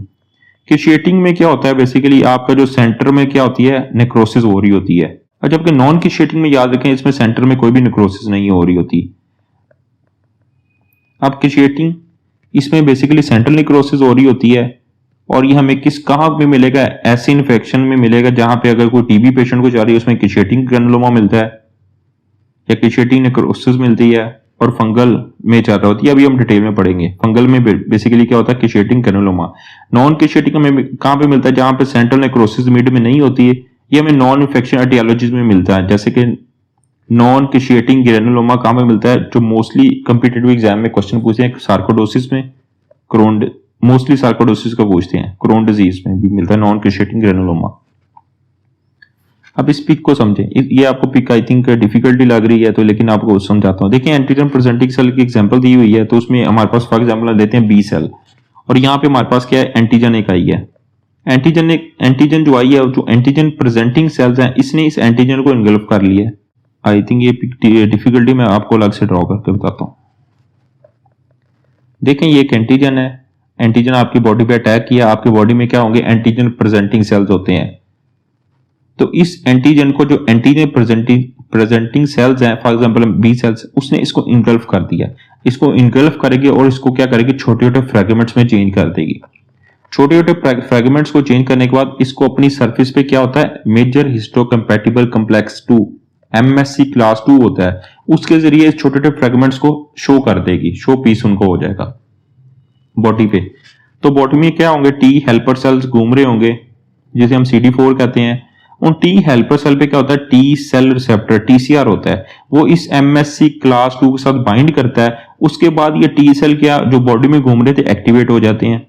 और किस चीज में ये एक्टिवेट होते हैं, आपके टी हेल्पर सेल 1 में। और ये टी हेल्पर सेल 1 क्या करते हैं, आपके इंटरफ्रोन गामा को रिलीज करते हैं। जो इंटरफ्रोन गामा क्या करता है, मैक्रोफेजेस को एक्टिवेट करता है। जब मैक्रोफेजेस एक्टिवेट हो जाएंगे सेल, वो क्या करेंगे, वो आपको साइटोकाइंस रिलीज करता है। मैक्रोफेज एक्टिवेट होने के बाद क्या है, ट्यूमर नेक्रोटिक फैक्टर को रिलीज करता है। और ये ट्यूमर नेक्रोटिक फैक्टर क्या करते हैं, बेसिकली ये आपके एपिथेलॉइड सेल्स की फॉर्मेशन करते हैं। एपिथेलॉइड मैंने आपको बता दिया, ये एक्टिवेटेड मैक्रोफेजेस है, और जिसके अंदर अबंडेंट पिंक साइटोप्लाज्म होता है। और इन एपिथेलॉइड सेल्स के इर्द गिर्द क्या होते हैं, मल्टीन्यूक्लिएटेड जाइंट सेल, लिम्फोसाइट्स वगैरह होते हैं। जब एपिथेलॉइड सेल्स के इर्द गिर्द मल्टीन्यूक्लिएटेड जाइंट सेल या आपके लिम्फोसाइट वगैरह होंगे, इसको फिर हम ग्रेनुलोमा बनते हैं, ग्रेनुलोमा कहते हैं। इसी तरह आपके बॉडी में ग्रेनुलोमा बनता है, जो टीबी में आपको नजर आता है। देखें दूसरा ये एग्जांपल यहाँ पे दी हुई है, जो एंटीजन प्रेजेंटिंग सेल है, ये खुद ही रिलीज करते हैं इंटरलूकन 12 को। और इंटरलूकन 12 का काम क्या होता है, ये आपका CD4 को क्या कहता है, टी हेल्पर सेल 1 के अंदर डिफरेंशिएट करता है, यानी इनकी पोलिफरेशन करता है, ताकि मजीद टी हेल्पर सेल 1 बने। अब यहां पे लिखा हुआ है कि एंटीजन प्रेजेंटिंग सेल है, उसने बेसिकली क्या किया है, उसने एंटीजन को प्रेजेंट कैसे किया है, छोटे छोटे इंगल्फ में। अब यहाँ पे शॉर्टकट में लिखा हुआ है, कोई भी MSC2 वगैरह का जिक्र नहीं है। तो इसने लिखा हुआ है एंटीजन प्रेजेंटिंग सेल्स है, उसने एंटीजन को प्रेजेंट किया CD4 को, टी हेल्पर सेल को। और दूसरा उसने बोला है कि ये स्क्रीड, एंटीजन प्रेजेंटिंग सेल खुद ही स्क्रीड इंटरलूकन 12 भी करते हैं, वो उसको मैंने आपको अलग से बता दिया कि कैसे वो टी हेल्पर सेल की डिफरेंशिएट करवाते हैं इनटू टी हेल्पर सेल 1। तो बेसिकली दोनों का मेन मकसद क्या होता है, CD4 का, ये टी हेल्पर सेल्स को डिफरेंशिएट करते हैं इनटू टी हेल्पर सेल 1 में। और T helper cell 1 interferon gamma को रिलीज करता है, जो मैक्रोफेजेस को एक्टिवेट करता है। और मैक्रोफेजेस आपके साइटोकाइंस को, सिक्रीशन को इंक्रीज कर देते हैं, जैसे ट्यूमर नेक्रोटिक फैक्टर को रिलीज करते हैं, जिसकी वजह से एपिथेलॉइड मैक्रोफेजेस की फॉर्मेशन होती है। और एपिथेलॉइड मैंने आपको बता दिया, ये बेसिकली क्या होते हैं, आपके मैक्रोफेजेस होते हैं। और जाइंट सेल, इनके जो एपिथेलॉइड है, इनके इर्द गिर्द जाइंट सेल्स होते हैं। अब इसको देखें, यहाँ पे इस पिक्चर को आपको डिटेल में समझ आ जाएगी। देखें एक एंटीना प्रेजेंटिंग सेल है, उसने एंटीजन को इंगल्फ किया, छोटे छोटे फ्रेगमेंट्स में चेंज करके टी सेल जो CD4 है इसको रिप्रेजेंट कर दिया है, और टी सेल पे TCR रिसेप्टर होता है। जब छोटे छोटे फ्रेगमेंट्स को चेंज करते हैं तो उसको अपनी बॉडी पे MSC क्लास 2 के जरिए प्रेजेंट करती है, और T cell receptor MSC class 2 के साथ बाइंड करके फिर टी सेल आपके एक्टिवेट हो जाते हैं। जब एक्टिवेट होंगे टी हेल्पर सेल 1 बनते हैं। टी हेल्पर सेल 1 क्या करते हैं, इंटरफेरोन गामा को रिलीज करते हैं जो आपके मैक्रोफेजेस को एक्टिवेट करते हैं। जब मैक्रोफेजेस एक्टिवेट हो जाएंगे आपके साइटोकाइंस को इंक्रीज कर देगा, बढ़ा देगा। ये क्या करेंगे ये आपके एपिथेलाइड्स मैक्रोफेजेस की फॉर्मेशन करेंगे। कैसे करेंगे, ये आपके एपिथेलाइड सेल हैं, इनके इर्द गिर्द बेसिकली क्या होते हैं, लिम्फोसाइट और मल्टीन्यूक्लिएटेड जॉइंट सेल होते हैं। जब इनके इर्द गिर्द ये चीजें होती है तो उसको ग्रैनुलोमा कहते हैं। अब दूसरी इसमें बात की हुई है कि बेसिकली ये इस चीज को समझे, अगर हम anti tumour necrotizing factor drug use करते हैं, ये बेसिकली आपका जो ग्रैनुलोमा इसको ब्रेक डाउन कर देता है और डिजीज क्या होती है, डिसेमिनेटेड हो जाती है। उसने लिखा anti tumour necrotizing factor therapy क्या करती है, आपके ये स्क्विस्ट्रेटिंग ग्रैनुलोमा को पकड़ लेती है, जिसकी वजह से इसको ब्रेक डाउन करवाती है और इसकी वजह डिसेमिनेटेड डिजीज हो जाती है। तो उसने यहाँ पे बात की हुई है, हमेशा अगर कोई लेटेंट टीबी है, लेटेंट टीबी चल रही है पेशेंट को, उसको हम उसकी थेरेपी स्टार्ट करने से पहले, टीबी की ड्रग्स की स्टार्ट करने से पहले हमेशा क्या करते हैं, हम anti tumour necrotizing factor therapy, latent TB का ट्रीटमेंट स्टार्ट करने से पहले हमेशा क्या करते हैं हम, यहाँ पर उसने बताया हुआ है कि अगर ट्यूमर नेक्रोटिंग फैक्टर की थेरेपी स्टार्ट करवानी हो तो हमेशा हम क्या चेक करते हैं, लेटेंट टीबी को पहले चेक करते हैं। Always test for the latent TB करते हैं before starting the anti tumour necrotizing factor therapy, क्योंकि ये ग्रैनुलोमा को बेसिकली क्या करती है, ब्रेक डाउन करवाती है। तो इसका जो साइड इफेक्ट बेसिकली क्या करते हैं, ये इसमें आपको हाइपरकैल्सीमिया मिलेगा। हाइपरकैल्सीमिया क्यों मिलेगा, क्योंकि अल्फा 1 हाइड्रोक्सिलेज की एक्टिविटी बढ़ जाती है मैक्रोफेजेस के अंदर, और जिसकी वजह से क्या होगा, आपका विटामिन डी की एक्टिविटी भी बढ़ जाती है। अब आपको कौन यहाँ पे देखा हुआ था, मैंने आपको बताया हुआ था नॉन किशेटिंग ग्रैनुलोमा, यहाँ पे मैंने बताया हुआ था कि किशेटिंग ग्रैनुलोमा बेसिकली कैसे होता है। इसमें ये आपको मिलता है इन्फेक्शियस डिजीजेज में। इन्फेक्शन डिजीजेज कौन कौन सी हैं, एक तो बैक्टीरियल है, दूसरी फंगल है, पैरासिटिक और कैटालिस पॉजिटिव ऑर्गेनिज्म। बैक्टीरियल में क्या, जैसे टीबी है मोस्ट इसका फेवरेट होता है, माइक्रोबैक्टीरिया टीबी करवाता है, लेप्रोसी में मिलता है आपको, बार्टुनेला हैंसिलाई, ये बेसिकली कैट के स्क्रैच करने वाली डिजीज होती है, स्टेलाइड नेक्रोटाइजिंग ग्रैनुलोमा, लिस्टेरिया मोनोसाइटोजेंस, जो बेसिकली क्या है, ग्रैनुलोमेटोसिस इन्फेंटी सेप्टिका, ट्रैपिनोपैलिडम जो बेसिकली टर्शियरी सिफिलिस करवाता है। इसमें क्या होगा, इसमें किशेटिंग ग्रैनुलोमा मिलता है। फंगल में कौन सा, एंडेमिक माइकोसिस है जिसे हिस्टोप्लाज्मोसिस कहते हैं, उसकी एग्जांपल है। पैरासिटिक में आपका शिस्टोमियासिस में मिलता है आपका किशेटिंग जो ग्रैनुलोमेटस डिजीज है। कैटालिस पॉजिटिव ऑर्गेनिज्म में क्या होता है, बेसिकली क्रोनिक ग्रैनुलोमेटस डिजीज होती है। जो क्रोनिक ग्रैनुलोमेटस डिजीज है इसको पहले मैंने इम्यूनोलॉजी में आपको बताया हुआ है। नॉन इन्फेक्शियस की बात करें तो नॉन इन्फेक्शन में एक पहले आ जाती है हमारे पास इम्यून मीडिएटेड, उसके बाद वेस्कुलाइटिस और फॉरेन बॉडीज।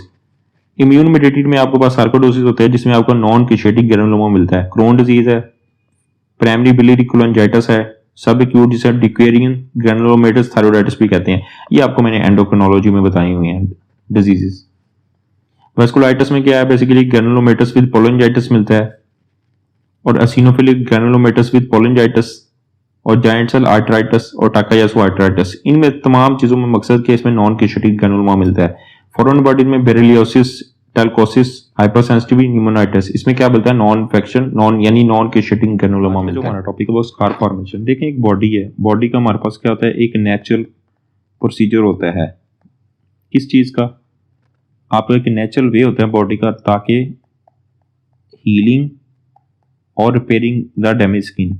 लेकिन स्कार फॉर्मेशन कब होगी, जब बॉडी का नेचुरल वे ऑफ हीलिंग और रिपेयरिंग जो मैकेनिज्म है ये क्या हो जाए, ये बेसिकली आपका जो वॉन्ड है वो बहुत ज्यादा है, उसके लिए ये पूरा नहीं आ रहा, उस चीज को कंपनसेट नहीं कर रहा, तो इसी वजह से बेसिकली वहां पे फिर क्या स्कार फॉर्मेशन हो जाती है।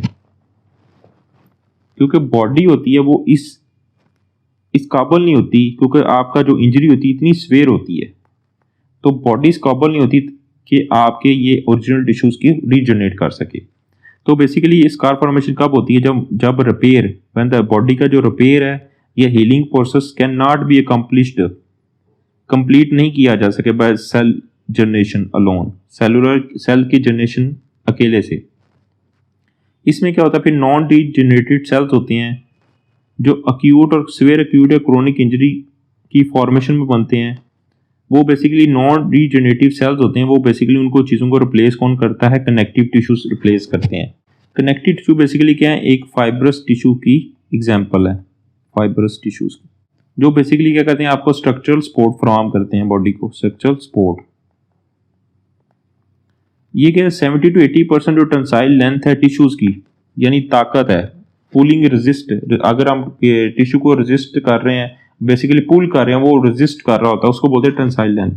वो हमें गेन हो जाती है 3 मंथ में, जबकि जो थोड़ी सी टेंसाइल लेंथ होती है वो इसके 3 मंथ के बाद हमें गेन हो जाती है। ये बेसिकली होता क्यों है? ये ट्रांसपोर्टिंग ग्रोथ फैक्टर बीटा है, अगर वो बहुत ज़्यादा हो जाए तो उसकी वजह से एबेरेंट स्कारिंग होती है और हाइपोट्रोफिक, ये वाले हाइपोट्रोफिक क्लॉइड की स्कार फॉर्मेशन होती है। अब यहाँ पे लिखा हुआ हाइपोट्रोफिक, ये वाले हाइपोट्रोफिक देखें यहाँ पे, ये बेसिकली एक स्कार था छोटा सा। तो ये स्वेयर, इतनी इंजरी स्वेयर थी या क्रोनिक थी, तो बेसिकली क्या हुआ कि बॉडी इसको खुद नहीं भर सकती थी, इस काबल नहीं थी, क्योंकि इंजरी बहुत ज़्यादा स्वेयर थी। इसमें क्या होता है बेसिकली, इसमें जो आपकी वीक कोलेजन की फॉर्मेशन होती है जिसे हम टाइप 3 कोलेजन कहते हैं। और ये बेसिकली कोलेजन की ऑर्गेनाइजेशन कैसे होती है? या वॉन्ड्स के पैरेलल होती है, ठीक है। जहाँ जहाँ वॉन्ड्स होगा, जहाँ जहाँ उसके बॉर्डर उसके इर्द गिर्द होती है, बॉर्डर से ये दूर नहीं जाती है, ये कन्फाइंड टू बॉर्डर होती है ऑफ ओरिजिनल बॉन्ड, क्योंकि ओरिजिनल बॉन्ड के इर्द गिर्द है। और ये रिकरेंस नॉन इनफ्रीक्वेंट होती है और कोई भी इसमें चीज़ की प्री डेपोजिशन नहीं होती है। जबकि क्लॉइड स्कार नंबर 1 चीज़ देखें, इसमें टाइप 1 और type 3। Type 1 basically strong collagen है, जबकि टाइप 3 आपकी क्या है? वीक है कोलेजन। ये इसमें जो कोलेजन की सिंथेसिस कोई भी ऑर्गेनाइज नहीं होती, डिसऑर्गेनाइज होती हैं ये वाली। और दूसरा इसमें ये आपके जो बॉर्डर्स हैं, ये फॉर एग्जांपल यहाँ पे जख्म था, उसके क्या करती है? उसके एक्सटेंड इसकी फॉर्मेशन हो जाती है। एक तो कोलेजन डिसऑर्गेनाइज होती है इसमें, कोलेजन की ऑर्गेनाइजेशन। दूसरा क्या करता है? इसमें जो स्कार होता है वो फॉर एग्जांपल यहाँ पे आपका ये वाला आपका जख्म था, ये वाला, तो ये बेसिकली उसके बियॉन्ड एक्सटेंड करता है, extend beyond the border of original bond. और इसमें क्लॉ लाइक प्रोजेक्शन होती है। टिपिकली हमें एयर लोब्स के पास मिलता है, फेस और अपर एक्सट्रीमिटीज में मिलता है, और रिकरेंस ये फ्रीक्वेंट होता है इसका। और ज़्यादातर ये डार्कर स्किन में वालों में ज़्यादा होने के चांसेस, फॉर्मेशन होने के क्लॉइड्स